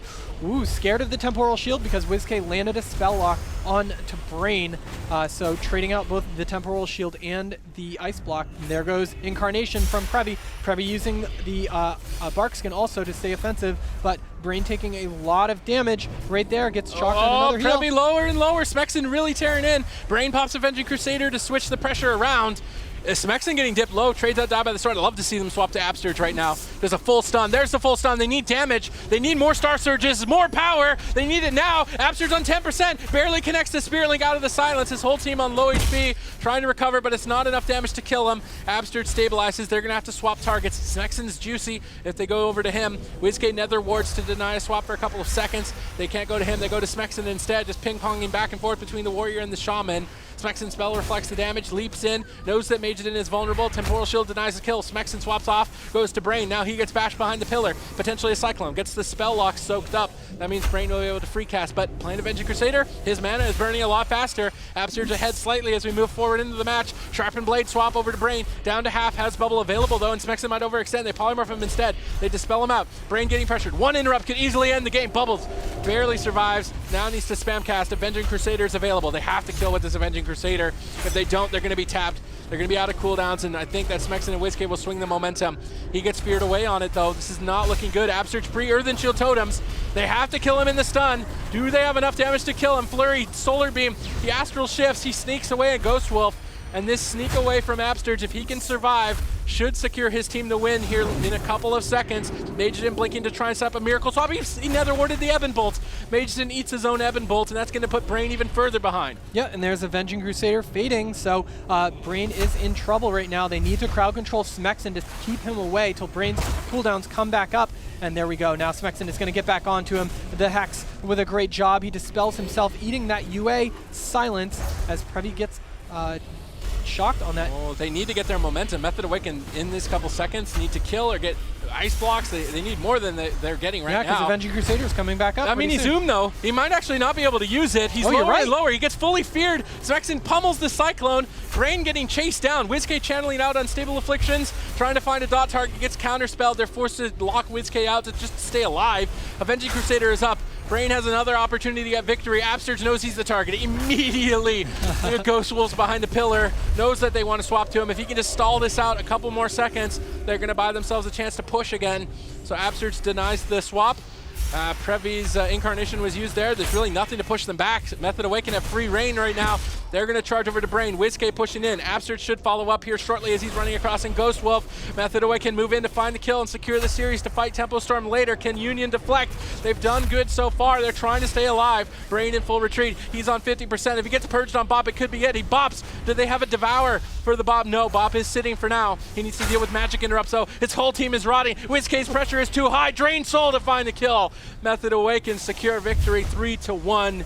Union could not stall out on Runes of Lordaeron. Decided to go for an aggressive Avenging Crusader build, but it wasn't enough to push Absurge over, which means that Method Awaken... Comp that Tempo Storm has brought on the Grand Arena, like I said, theoretically should have an advantage against Method Awaken, but we've seen Holy Priest sort of struggle against Method Awaken in the past. WLS putting out a lot of spread pressure, and Smexen can get good sharpened blades on those Ray of Hopes, bounce around a lot, causing a lot of pressure on the Goreki. We'll have to see how it plays out. Looks like Jamili and Peekaboo pushing in. They want to get aggressive very early on. Looks like they're trying to explode Smexen. Smexen getting very low, actually being kept alive there by WizK, using that Infernal Stun to slow down some of the damage incoming from Jamili and Peekaboo. Yeah, it's interesting. Goreki threw out the mind control there for just a second. He did get locked down by WizK, which isn't going to allow him to really do too much with it, but it looked like he was almost trying to use the mind control like you often see an offensive Cyclone come out, actually pausing Smexen's health at that certain point. Didn't work out for him. In fact, Absurge has now been able to stabilize Smexen, and so it looks like Tempo Storm is going to try and swap over onto WizK, even if it's just to put a little bit of pressure over there for a second. That does force out the Ray of Hope. Goreki taking lots of pressure actually at the moment, having to use the Ray of Hope on himself to keep himself alive, does top himself back off using that, and now it looks like they're trying to once again turn this back around. Yeah, Goreki getting locked out on that flash heal. Jamili getting a little bit low. Goreki does not want to fall behind against his team. Smexen now connecting to Goreki once again, pressuring him. Jamili having to get grip back. Goreki just doesn't have the throughput right now. WizK and Smexen putting out too much pressure. Going to be channeling that Divine Hymn behind the pillar, increasing his healing on all three targets on his team. He gets stunned up. He's going to slow down some of that incoming healing. Smexen rotting down really low, though. I'm surprised to see Jamili and Peekaboo put most of their damage over onto Smexen. WizK pushing in, trying to keep these dots fully loaded onto the team of Tempo Storm. Goreki rotting very low. Dive of the Sword's going to be used as Bloodlust is used by Jamili as well as Peekaboo. Yeah, Method Awaken actually doing a great job of always immediately interrupting the mind control whenever Goreki tries to put it out, which is really sort of knocking Tempo Storm off kilter a little bit, not really giving them the opportunity to get the momentum going that they really, really need to be able to finish Smexen off. They did manage to finally force out Smexen's Die by the Sword, and he's actually getting really low. Absurge caught into a fear. Smexen could be in some trouble here. No, the Spirit Link does have to come out from Absurge. That is not a cooldown they wanted to use this early. Yeah, Tempo Storm really taking advantage of the fact that Smexen is playing super aggressive, and he does have that Relentless. So anytime Goreki can get out that Chastise stun, he's throwing it onto them, putting some instant CC over onto Absurge, and they're able to burst him down. Absurge just cannot top off Smexen. He's just low. Peekaboo also rotting down low right now. I think if Goreki, Jamili, and Peekaboo are behind the pillar letting Prayer Mending bounce over and over, it's going to be very difficult for Method Awaken to actually find a kill. So Tempo Storm doing a good job so far with that positioning. Unfortunately, Smexen is their only target with the way they're playing. Finally, they're pushing in a little bit, trying to connect over on WizK. WizK ports away, summons out a new pet, so he's going to have that pet available for some damage reduction as well as those interrupts onto Goreki. Goreki gets interrupted once again. Jamili rotting down a little bit low. Bloodlust is up for Tempo Storm, so they have an opportunity to get really aggressive. Goreki's going to have to assist, though, with the stun, but he's falling further and further behind, and now Absurge pushing in, trying to slow down some of this damage. Bloodlust has been used over onto WizK. WizK gets stunned up. He does not have a trinket, but Unending Resolve is enough to keep him alive for now. Yeah, Jamili taking a lot of pressure at the moment. Did force out the Ray of Hope from Goreki as well as Jamili's Astral Shift, so they're going to have to play kind of safe for a little while, but Goreki does still have the Guardian Spirit available. However, look at the mana at the moment. Goreki has somehow spent the vast majority of his mana, and normally the mana advantage goes to the Holy Priest in this matchup, so that's really interesting how he's having to spend so much. Smexen still taking lots and lots of pressure from both Jamili and Peekaboo. They're just constantly trying to just tunnel into him as best they can. Triple Fear comes out. Absurge is still caught into it, but it doesn't look like Tempo Storm has the damage to follow up on it just yet. Stormbolt now onto Absurge. They're trying to follow it up onto Smexen. They get the disarm onto him, but Absurge drops the totem. He should be able to stabilize Smexen off of this. As I say that, though, Smexen has to heroic leap away. Peekaboo and Jamili following close behind. Smexen uses the gateway to get over to safety, but Peekaboo is still right on his heels. Yeah, Smexen's still not out of the woods yet. Absurge gets interrupted. He still has Spirit Link available, I believe. Gets caught into the full Hex. There's going to be no Dispel. Sorry, that was just the Hex totem coming from Jamili. Just runs out of it. Not going to be put in any CC. Smexen's still a little bit low. Gorecki, like you said, almost completely tapped though. Peekaboo now getting swapped to WizK, loading up everyone with dots. Bloodlust has been used over onto WizK, stun over onto Absurge. WizK ports away, still has that gateway, I believe, so he's just going to gate away. I don't think Jamili and Peekaboo really have the mobility to reconnect, so WizK is going to survive to fight another day for now. The Gorecki's almost completely tapped on mana. He gets interrupted once again. Smexen now connects over onto him, trying to pressure him down, but everyone on Temple Storm is topped off, but they are running on fumes at this point in the game.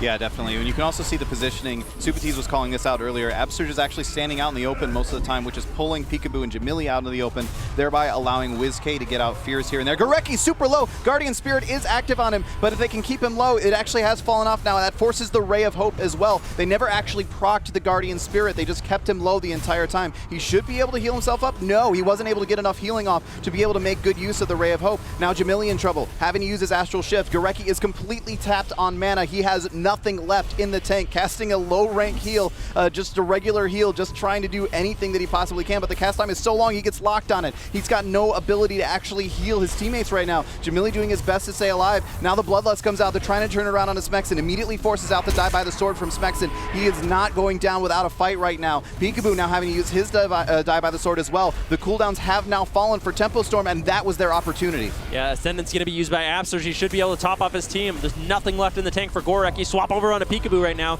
Gets down to 30% HP. Doesn't have any cooldowns left. Gorecki has absolutely no mana whatsoever. Stun over onto WizK. Sheer onto Absurge. Disarm over Smexen. Temple Storm doing every little thing they can to stay alive just a little longer. They can stall to the next Bloodlust. They might have a chance. WizK forced to port away though. Jamili and Peekaboo still doing a good job pressuring. Prayer Mending doing work right now for Temple Storm and Gorecki. He can keep that up. He can stall a little bit longer. You can see it bouncing, connecting a lot of healing. WizK still has that unending resolve. That's going to be forced out. Jamili though has no Astral Shift. Smexen trying to connect onto him, pressure him down. He gates over, but Jamili's already run away. Gorecki seems to have stabilized somewhat. WizK now is the one that's in trouble. Bloodlust has been popped. Absurge deflects it with the Spirit Link totem immediately. Stun over onto Jamili once again. Is he going to fall into the execute range? Can Smexen connect to him?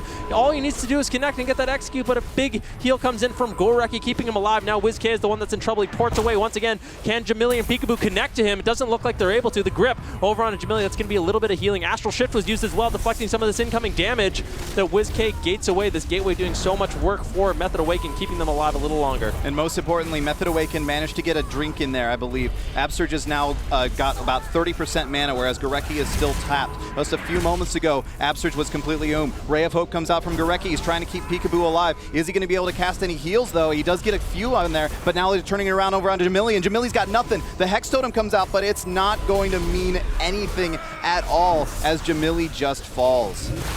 Yeah, like I said, Temple Storm theoretically had the advantage in that matchup. I think they brought the right comp, but I just don't know if they have the experience on it. Unfortunately, Method Awaken was able to deflect a lot of their but if you're playing an alt composition that you don't have a ton of experience with, you've been practicing, but when you've been practicing, you don't have a ton of different practice. Maybe you've never actually faced off against a WLS, and so now they're trying to figure out, like, how do we actually win this match?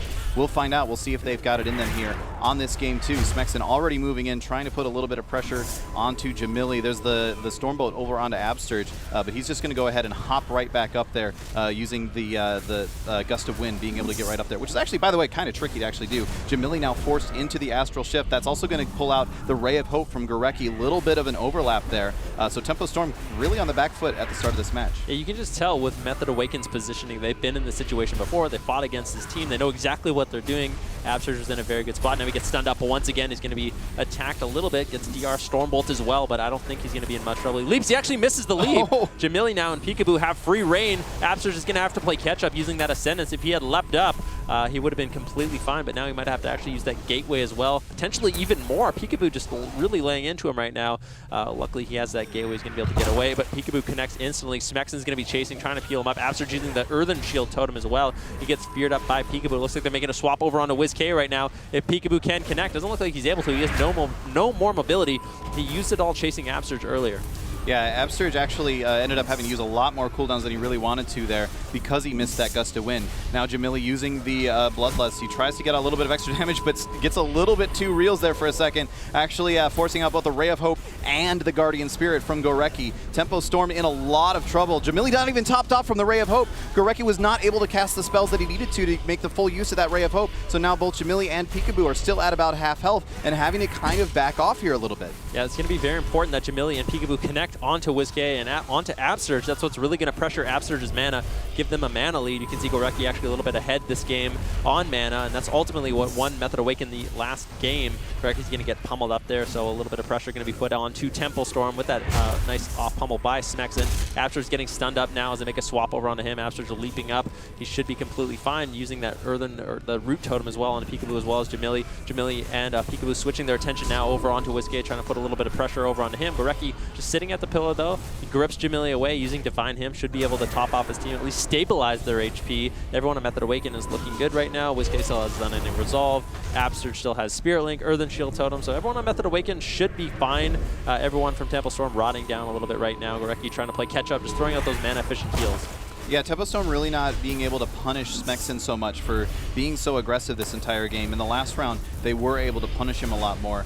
So it's really not working out well for them in this round, and they even lost the last round. So we'll see how well it ends up working out as things continue. Peekaboo's still taking a lot of pressure, though. He's getting a little bit, maybe a little bit greedy, trying to keep the pressure up here. But that's what they really need to be doing right now, is constantly pressuring Absurge and making sure that he has to constantly spend mana in order to keep his teammates alive. Now the fear comes out on Absurge. They're trying to turn that back around over onto WizK, it looks like. But WizK has his Unending Resolve. He goes ahead and uses that to counter the Bloodlust coming out from Jamili. And again, Tempo Storm was really not able to get too much done with that Bloodlust. Well, Smexon, every time he sees Bloodlust, disarm Jamili, Stormbolt, Peekaboo, like clockwork. He just shuts down all of that damage. That's what's really keeping his team alive. So Smexon on that Arms Warrior being so disruptive. You don't normally think of Arms Warriors as that disruptive. Jamili getting really low in the process, has to use his Astral Shift. Ray of Hope was used on him as well, so he's rotting down. Gorecki doesn't have any defensive cooldowns left. He's caught into a full fear. It does break, though. I think he was using that fear just as an interrupt. Gorecki's still low, just throwing out those heals over and over, but Smexon slowing down a lot of that healing with that Mortal Strike effect.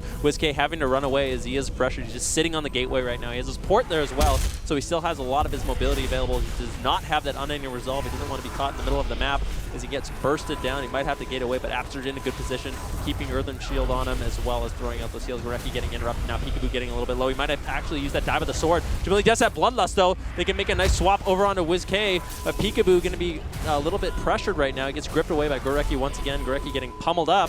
Still just channeling out those heals. Full Hex over onto WizK as well as Absurge. That was the Hex Totem coming out from Jamili. Nicely done. Getting the nice double there. Peekaboo still just rotting down. Gorecki just can't heal up his team right now. He just doesn't have enough effective healing. Gets locked out once again. Prayer Mending luckily is bouncing for Temple Storm, so Holy Priest really coming in clutch here for Temple Storm. Nice little swap over onto Absurge. Peekaboo just going to be throwing out that Stormbolt. He just gates away immediately. Jamili wasn't able to connect, unfortunately, and this is just the story of the match. Temple Storm just can't get on the targets that they want. Yeah, Jamili and Peekaboo have been at about half health for pretty much this entire match now at this point. Gorecki just really not getting the ability to top them off. They haven't died, which is good, obviously, but they're still just in so much danger pretty much all the time that one chain of CC onto Gorecki could end the game. Absurge actually just drank to full, so he sat down, got a 100% mana. This is so good for Method Awaken.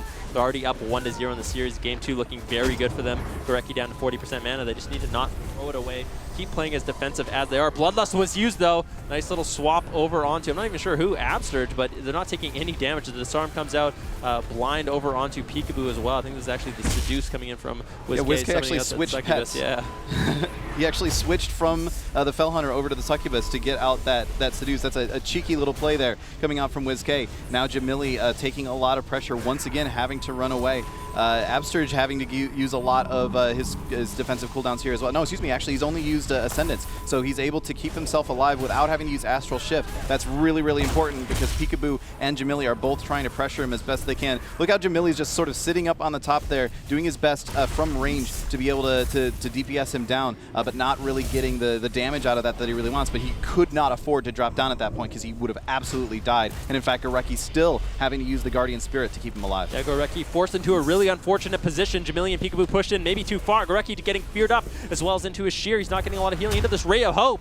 And it's going to be a negative Ray, I believe, that ultimately finishes off Jamili, or Smexen connected the execute one way or the other. Peekaboo and Jamili got a little too aggro there, and Gorecki was forced over onto Absterge. Luckily, Absterge is playing Relentless, so if we look at talent choices, Method Awaken, Absterge Relentless, Smexen Relentless, Nuzke opting to play that Trinket. Maybe he can Trinket out and peel for his teammates when he needs it, but like I said, Temple Storm needs to make sure they keep control of this game. If they fall too far behind, it's going to be game over. And looking at that gateway placement, that kind of tells me that they want to be aggressive. He's gone from the center pillar to the center pillar instead of to one of the side platforms, which means that they may end up wanting to use that primarily to jump in and be aggressive. They may be kind of expecting, or maybe were kind of expecting Tempo Storm to stay a little bit closer to the other end. But here we go. Absterge now into a kidney shot, into a cheap shot, and having to actually use the gateway defensively now to get out of there. Fortunately, it works out pretty well in that regard as well. Gorecki caught into a fear. Jamili actually getting silenced for just a second on his combustion, not really able to get the damage out that he really wanted to there. Peekaboo with his Shadow Blades active is still trying to do some work here, but not really getting too far. Does manage to get a blind onto Absterge, but Smexen and WizK are both just fine. Yeah, really, Absterge didn't have to use anything there. He's potting at the kidney shot right now. Peekaboo trying to connect some damage, as well as Jamili. DR cheap shot going to be put onto him as well, but he should be fine. Earthen Shield Totem has been used. Gorecki getting locked out. Peekaboo getting a little bit low. This is what I'm talking about. Temple Storm cannot afford to fall behind this point of the game. Peekaboo using that Cloak of Shadows as well to deflect some of this dot damage, but Smexen just cutting through. Can he get the execute? Peekaboo has to shadow step away. Gorecki just falling further and further behind. You can hear Absterge purging as well, so he knows when they have that momentum, he can push in and help out his team by dispelling some of these hots that Gorecki has out. Yeah, and Gorecki actually using his artifact ability there made those purges even more important. Now, Absterge dipped super low, though. Nice cheap shot came in from Peekaboo, followed up by a whole bunch of damage there from Jamili. I believe that was the Meteor as well, dipping Absterge super low. But Absterge, again, able to get out of there without having to use too much in the way of defensive cooldown. In fact, I don't think any of the defensive cooldowns he used were actually in that case. So very well done there by Method Awakened, especially the peels coming out from Smexen and WizK. They're just looking dominant in this game. Yeah, Peekaboo just not getting healed up. He has no defensive cooldowns left. The Hexstone comes in. Ironbark has been committed by Gorecki to keep Peekaboo alive. And now you can bet Smexen's going to be switching his target onto someone else. Absterge caught into a kidney shot once again. Absterge mana already down to 50%. He doesn't have the best mana because he's been throwing out those purges, but Peekaboo might just outright die at this point of the game. Gorecki getting swapped to, he displaces away. He's going to survive for now. Now Peekaboo's in a little trouble still. Just having to play so defensive in this game. Cheap shot over onto Smexen as well as onto WizK. Nice follow-up CC by Jamili, but it gets dispelled immediately by Absterge. Everyone from Method Awaken is at 100% HP right now. Another swap over onto Absterge. A Meteor has been used, but it doesn't look like they have the damage to really follow through. Absterge doesn't have his gateway for quite some time. Peekaboo getting disarmed once again. Smexen just being so annoying on that Arms Warrior, slowing down all of these attacks coming in from Temple Storm.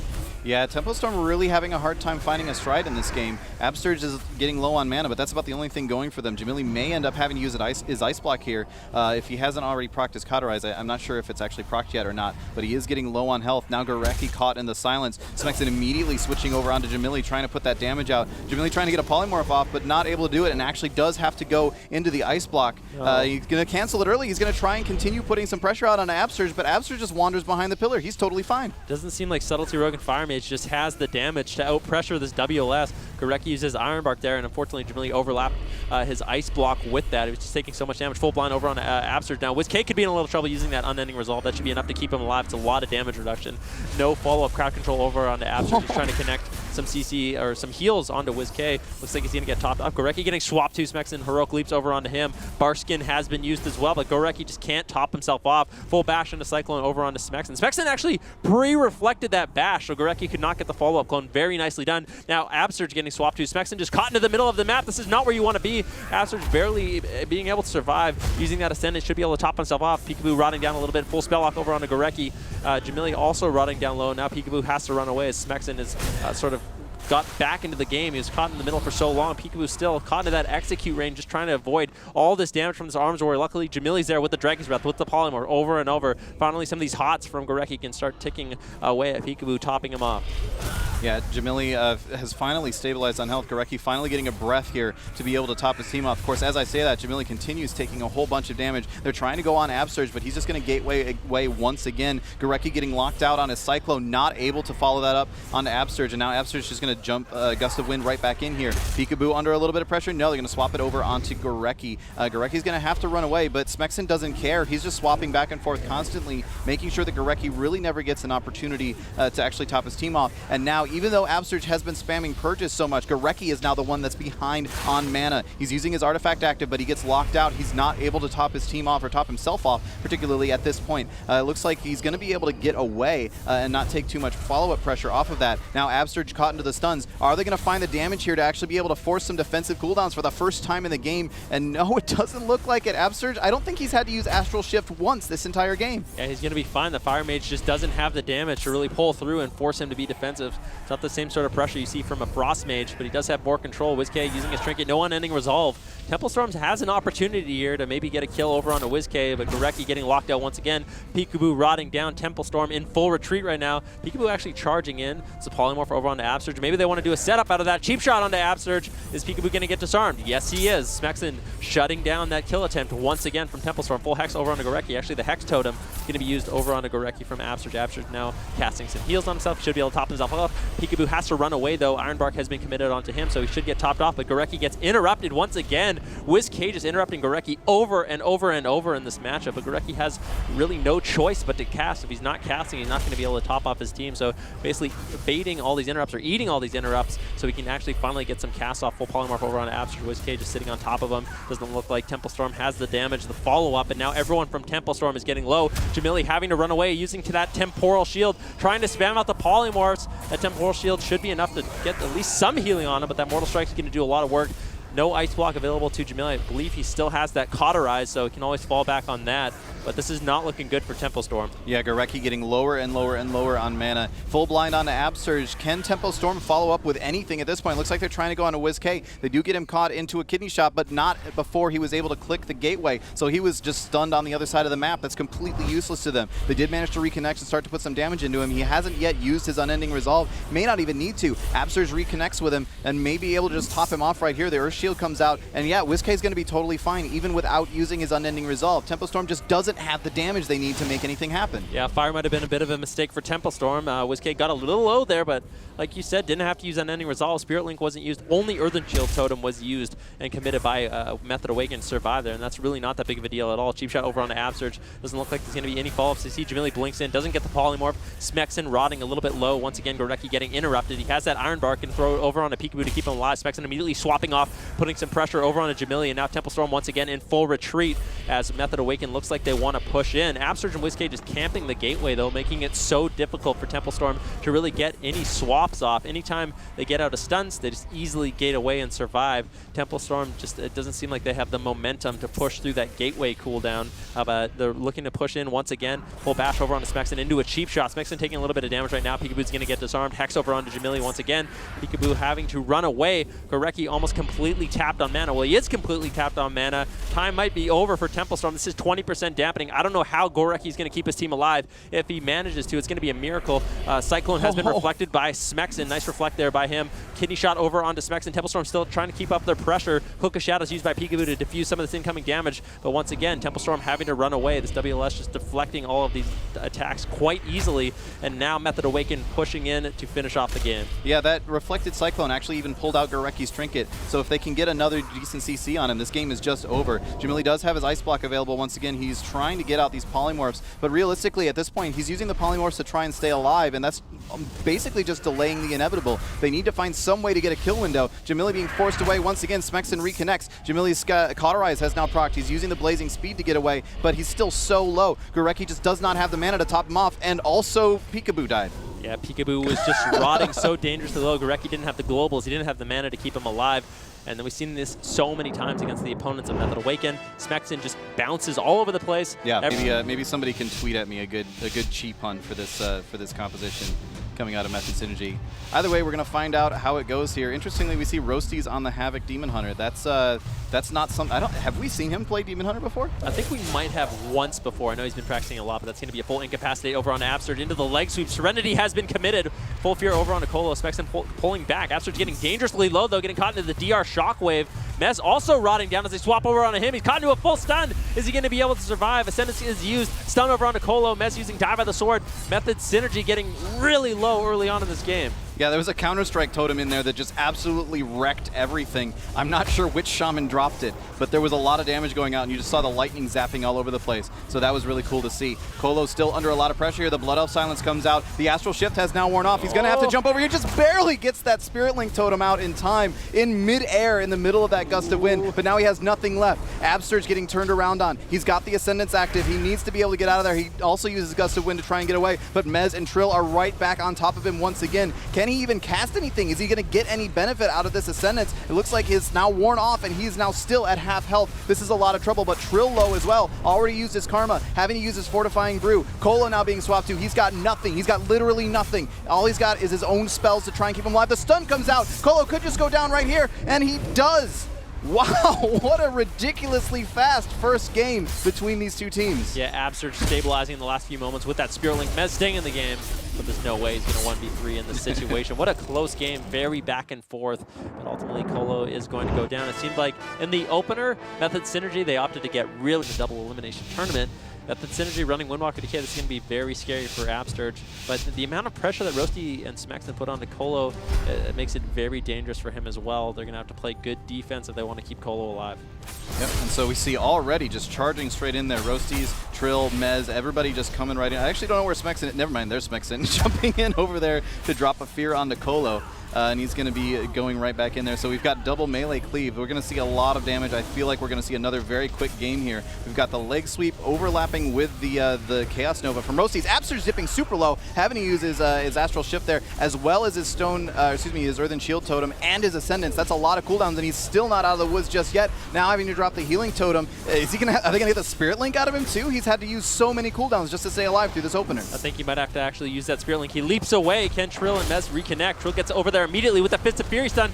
Mez connects as well with that Asphyxiate stun. Absurd trying to get away, but he's not going to be able to leave. Isn't there. Roasties with the darkness, though. That clutch darkness keeping Absurd alive. Absurd's actually running out of the darkness. This might be a bit of a mistake. He's trying to run away, avoid some of this damage. Luckily, Mez is able to get that Spear Link totem out. Now Absurd's in a lot of trouble. Colo still has that Spear Link. Mez should be completely fine. Trill has defensive cooldowns. Absurd has nothing left. Touch of Death has been committed. If Absurd gets stunned, this is going to be the game. How is he going to be able to survive? The double stun comes in from Roasty, trying to keep him alive, but Touch of Death ticks, and that's going to be it. Good night, Absurd. Method Synergy tying up the series 1-1.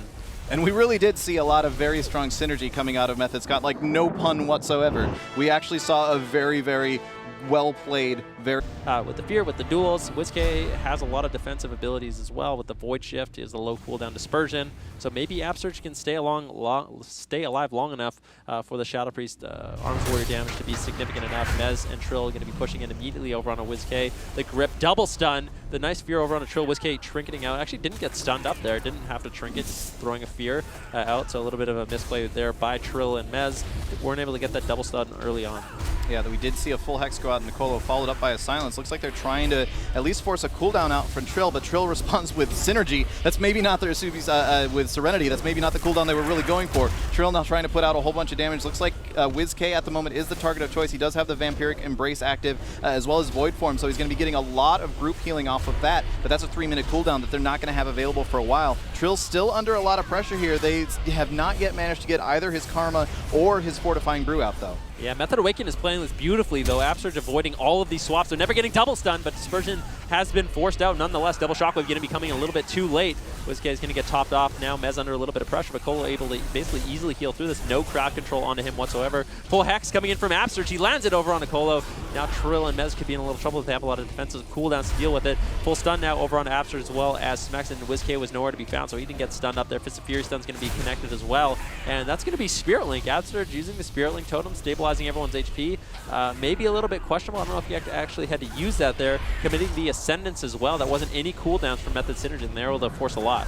Yeah, and Oh. WizK's still in a lot of trouble, actually having to use the Void Shift on Smexen. That's actually a really good choice for him to use it on, because they're not going to be as likely to want to swap over on Smexen compared to Absterge, but it does mean that Smexen had to use his Die by the Sword there. Quick side note, even though it shows that the Spirit Link is available for Absterge, it is not. That is just a minor glitch in our UI that will have to get fixed later, but just moving on. Trill actually using his offensive cooldowns once again, trying to put out some pressure, but Trill and Mez both getting a little bit low. Trill has now had to use his Fortifying Brew, and his Karma is on cooldown, so actually if Method Awaken can survive just a little bit longer, they may be able to get a kill window on him. Yeah, Trill does not have his port in a defensive position, so that is an opportunity that Method Awaken can sort of abuse, but WizK getting stunned up there. He has nothing left. No dispersion for 5 seconds. He needs to hold on just a little bit longer. Blood Elf Silence has connected as well. The Absurge fakes the Mind Freeze, gets interrupted though with the Hex. Dispersion was forced. Trill still low. Mez getting low as well. Colo almost completely out of mana. He's been playing super aggressive. Now caught into the full fear. Mez in a lot of trouble. Shockwave has connected. Can they connect the damage to finish off Mez? Full Hex over on a Colo. Beautifully done by Absurge pushing in.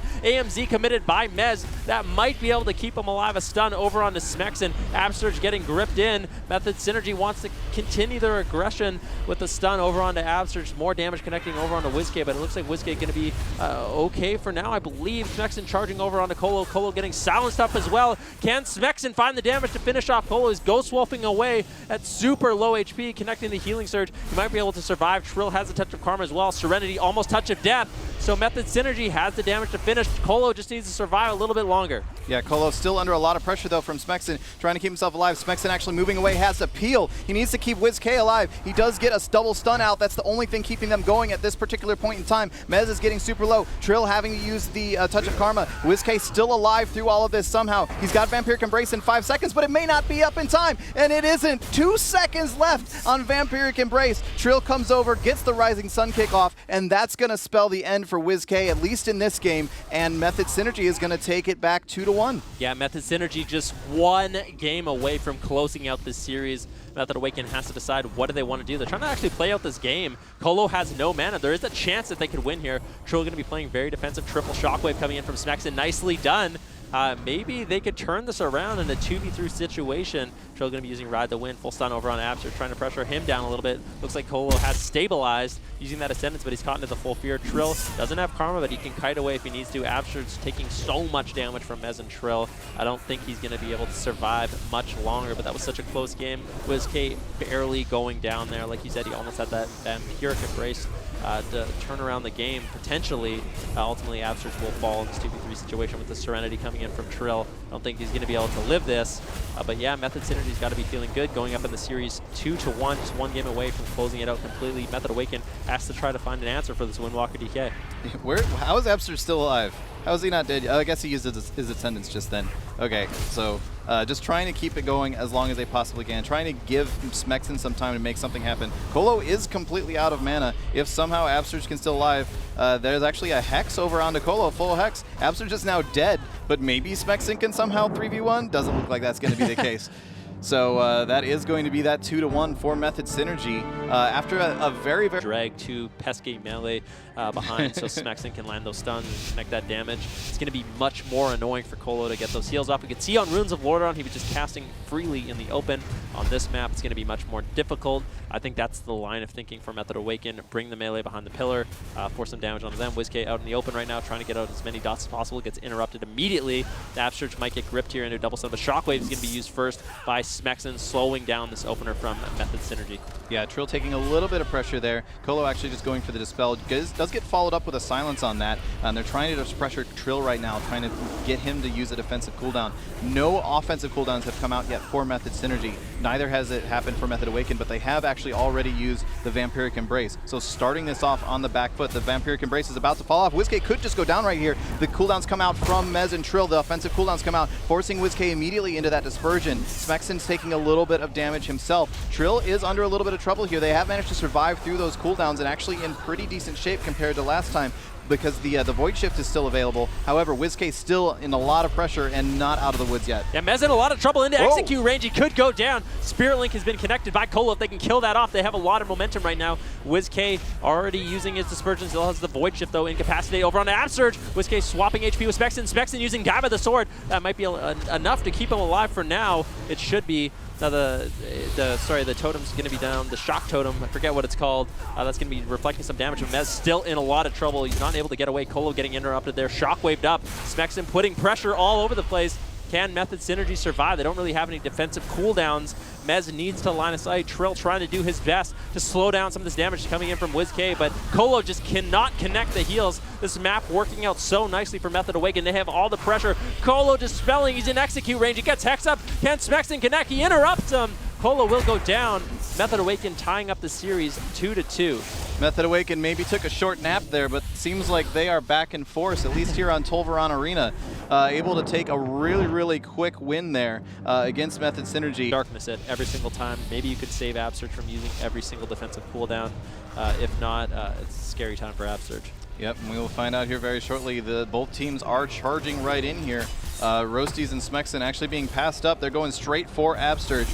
Trill and Mez have connected already. They got the leg sweep out onto him. Now the Fist of Fury stun comes out. Absurge could already be in some major trouble here, having to use Ascendance and Astral Shift. He gets gripped back down on his Gust of Wind. Now he's having to run away, trying to get away in dog form as best he can. But Mez, they're turning it around on a Mez. He's now super low himself. He still has his Icebound Fortitude, but his AMS has now worn off. That's a lot of trouble, and that's actually Colo having to drop the first Spirit Link. Yeah, Colo getting pressured down a lot. Mez pushing in with that aggressive positioning. Roasty's committing with the all-in strategy. You can see he's playing a super aggressive specialization right now, committing the Nemesis as well. Mez using every single thing he has. Now Smexon dropping the War Banner. If they can kill that off and get a stun on Absurge, this could be good. They do kill off the War Banner, not stunning into it. So good job by them. Stun's going to be putting in onto Absurge, as well as a Blood Elf Silence. Absurge trying to kite away the best he can, but he's not able to. Darkness has been dropped by Roasties. That might be enough to keep Absurge alive. Now Mez in a lot of trouble. The imprisonment over onto Colo. Can Mez survive? He gets caught up in a stun right now. Colo has nothing to top him off. He's trying to cast out some heals. Trill using his Touch of Karma, but Mez might not be able to live much longer. They're trying to connect and do an offensive go over onto Absurge, chasing him down. Colo keeping him alive for just a little bit longer. Serenity is up as well. This might be Method Synergy's chance to take down Method Awaken. Absurge caught into the double stun. I don't know if he has a Spirit Link. Blood Elf Silence connected as well. Spirit Link has been used, but now Method Synergy basically has nothing left offensively. Mez getting that Earthen Shield totem. Absurge getting in-cap low. Can Mez reconnect? Doesn't look like it. Trill's basically trying to solo Absurge right now. Absurge running into Colo. Colo's going to be looking to interrupt him. Can Mez connect? He needs to get the heals he needs, but Mez is in a lot of trouble with the full fear over onto Colo. Mez eventually goes down, and that was such a ridiculously close game. They did it!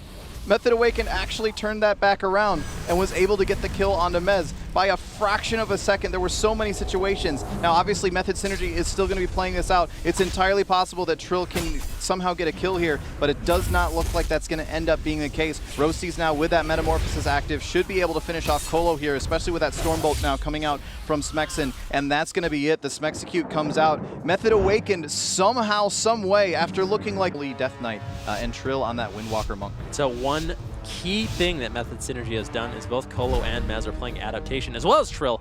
All three of them just want to get out of that Warrior Fear. It's been so annoying for them to deal with Smexon throwing out that Fear. Now all three of them will basically auto-trinket that. Every time Fear is used, auto-trinket will be used. Actually, the stun comes out first, so Trill trinkets out of that. Mez as well. A lot of pressure over on the Mez. Absurge getting swapped to very early on. Use the Earthen Shield totem right away, diffusing some of that damage. Mez already forced to use that Icebound Fortitude. He's still not out of the woods yet. Where's all this damage coming from? It's actually getting turned around on Absurge. Yeah, he has to use his Astral Shift. No Spirit Link yet. He's really trying to hold on to it as long as he possibly can, but he does end up having to drop the Spirit Link. That's going to top him back off again, but now Method Awaken really needs to turn this back around. They need to get Colo's Spirit Link totem out like right now in order to be able to do anything. The Imprison comes out onto Colo. That's going to deny a whole bunch of his Ascendance healing, but it's not going to be enough to keep him locked down for too long. Mez should be feeling fairly comfortable now at this point, and now Method Awakened is on the back foot. Look at that ride the win from Trill. Nice teamwork coming in for Method Synergy. They're trying to connect over on Absurge one more time. The triple leg sweep comes in, but Darkness was used by Roasties. Really good job by Roasties, but Absurge still might just outright die anyways. He gets caught in a stun once again, leaps away behind the pillar. Now Mez is going to have a difficult time reconnecting. The adaptation is back up for the entire team of Synergy, but Mez just so low. Colo does not have the heals. Might have to use his Spirit Link totem once again. Mez all he really has is that AMS. Colo jumping in, Trill getting low. He has no touch of Karma, and there's the Spirit Link Totem forced out. Trill used that aggressively, uses wall as well, but now he has the Serenity. Colo getting swapped to. This just could be it. Method Awaken might take down Method Synergy in game number 1. Colo somehow, some way surviving just a little bit longer. Absurge might go down. He's getting super low. He's trying to get away out of there. Absurge is going to fall, but that's not over yet. Roasties and Smexen may be able to go into the cross kill. They have the opportunity to maybe get a kill onto Colo here if they can just connect, but no. Trill's going to come in with that Fist of Fury stun onto Roasties. Roasties trying to get away, but he's not going to be able to make it. That was really, really super close there. Absurge was just fractions of a second away from surviving through that, and they are coming out swinging in this game 1 of this final series. That was so close, though. I mean, they ultimately won. This feels like a coin toss of if they're going to be able to survive in those fractions of a second or if they're going to be able to get a kill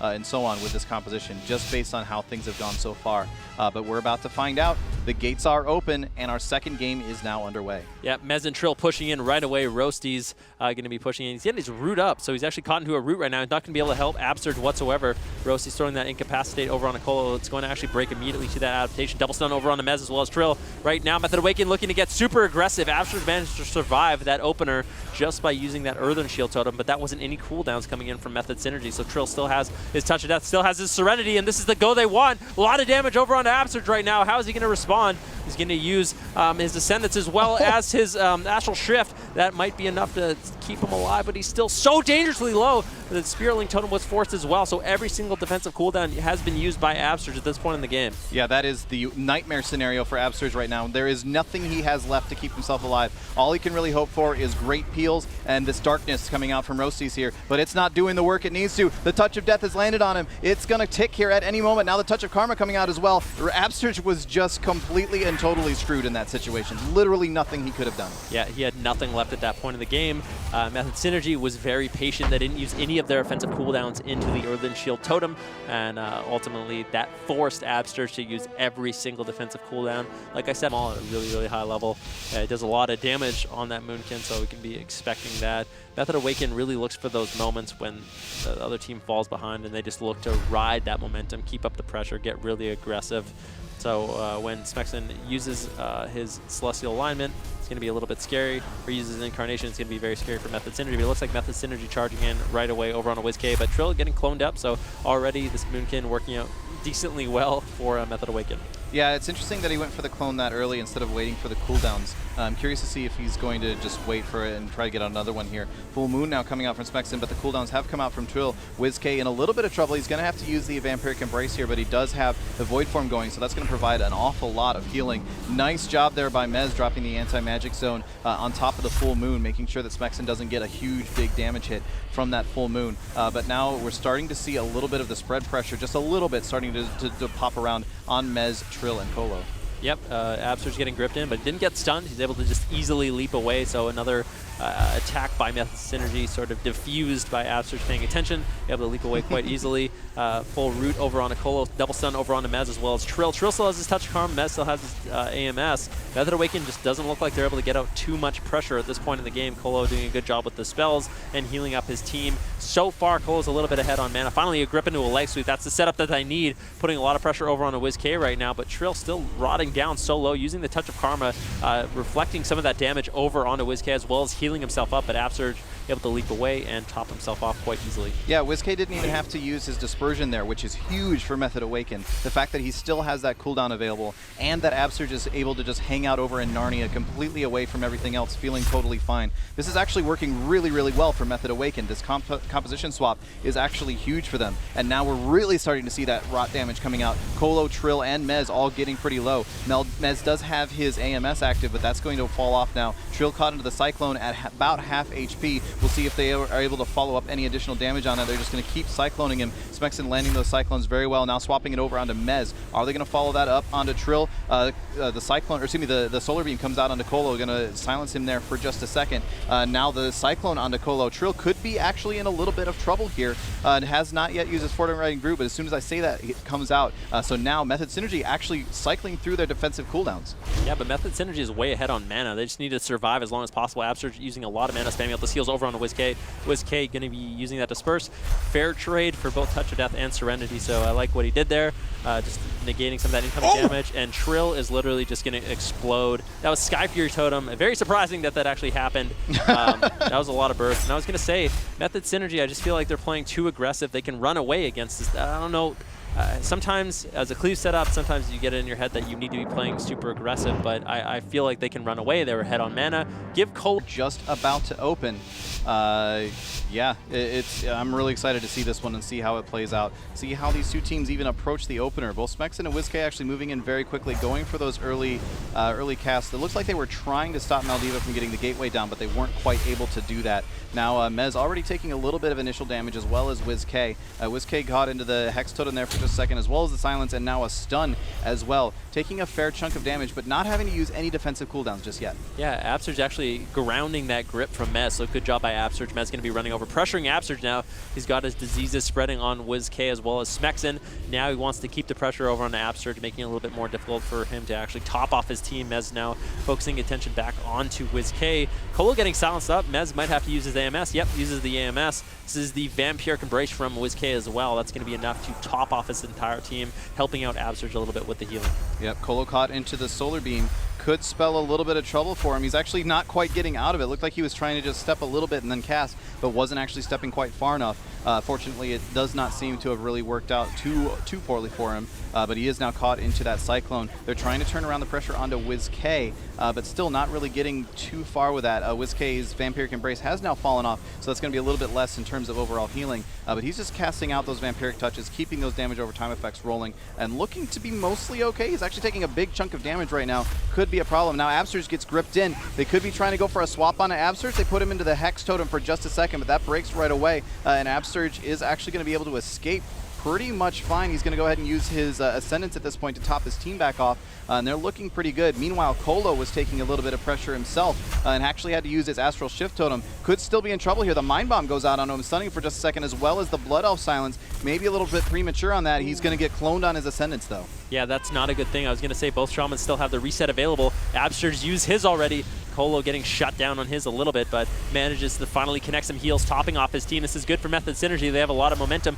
Absurge really doesn't have too much healing left. He gets gripped in. He's going to be able to stabilize a little bit longer. I mean, WizK still has Dispersion. He still has his Void Shift, Barskin, and Renewal still available for Smexen. Although they're rotting down low, they still have defensive cooldowns available. Full stun over onto Absurge right now. WizK getting swapped to once again. Mez putting out good consistent pressure. Full silence on Colo with the stun over onto Mez. Mez trinkets out of that into a full clone. So nicely done by Smexen, throwing out that crowd control, slowing down the team of Method Synergy a little bit. Yeah, and looking at the mana though, Absurge is having to spend a lot to keep his team aggressive, whereas Method Synergy, Colo is looking just fine at the moment.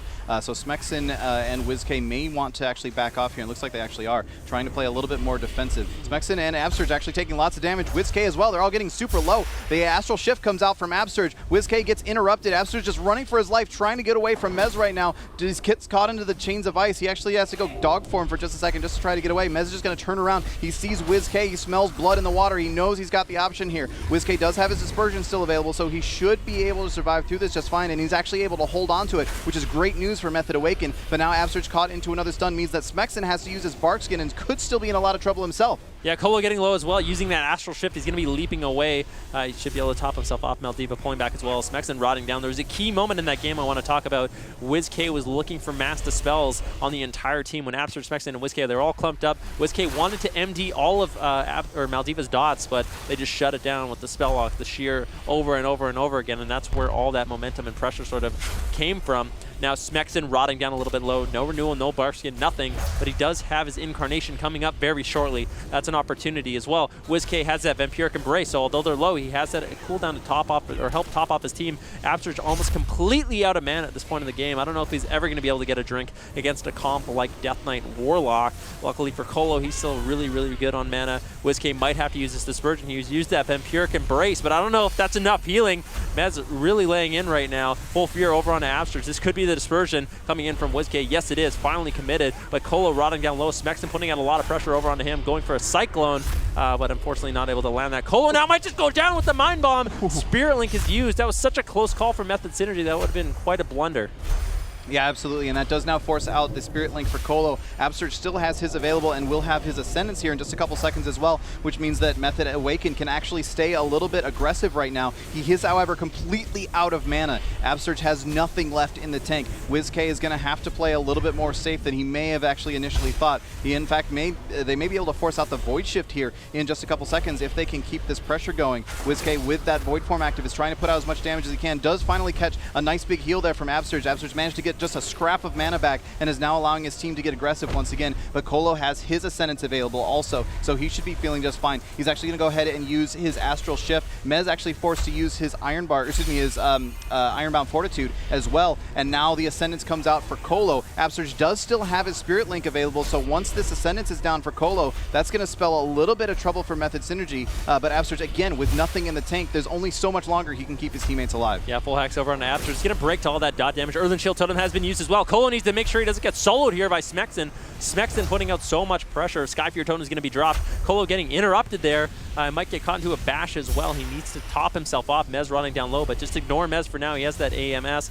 But luckily, he's going to be using that. Smexen rotting down. Absurge, like we've been saying, has no mana. Somehow keeping his team alive. WizK has to use that Disperse, though. This is so much pressure and momentum for Method Synergy. Can they pull through? They're basically taste victory at this point in the game. WizK down to 5% HP, swapping HP with Absurge. Absurge using that Astral Shift to survive a little bit longer. Triple Blood Elf Silence. Can Mez finish it off? All three members of Method Awaken are in execute range right now. Absurge trying to run away. WizK as well. Smexen also, but Maldiva pushing in, keeping up the dots on everyone. And Absurge has no mana left. How has he kept his team alive for this long in the game? Gift of the Queen is going to be used. Lava Burst comes in. Absurge barely survives, but WizK will ultimately fall. Then Method Synergies will be the champions of North American Arena Qualifier Cup number 5, taking second place seed moving forward into the North American Regionals. Yeah, Method Synergy bringing out the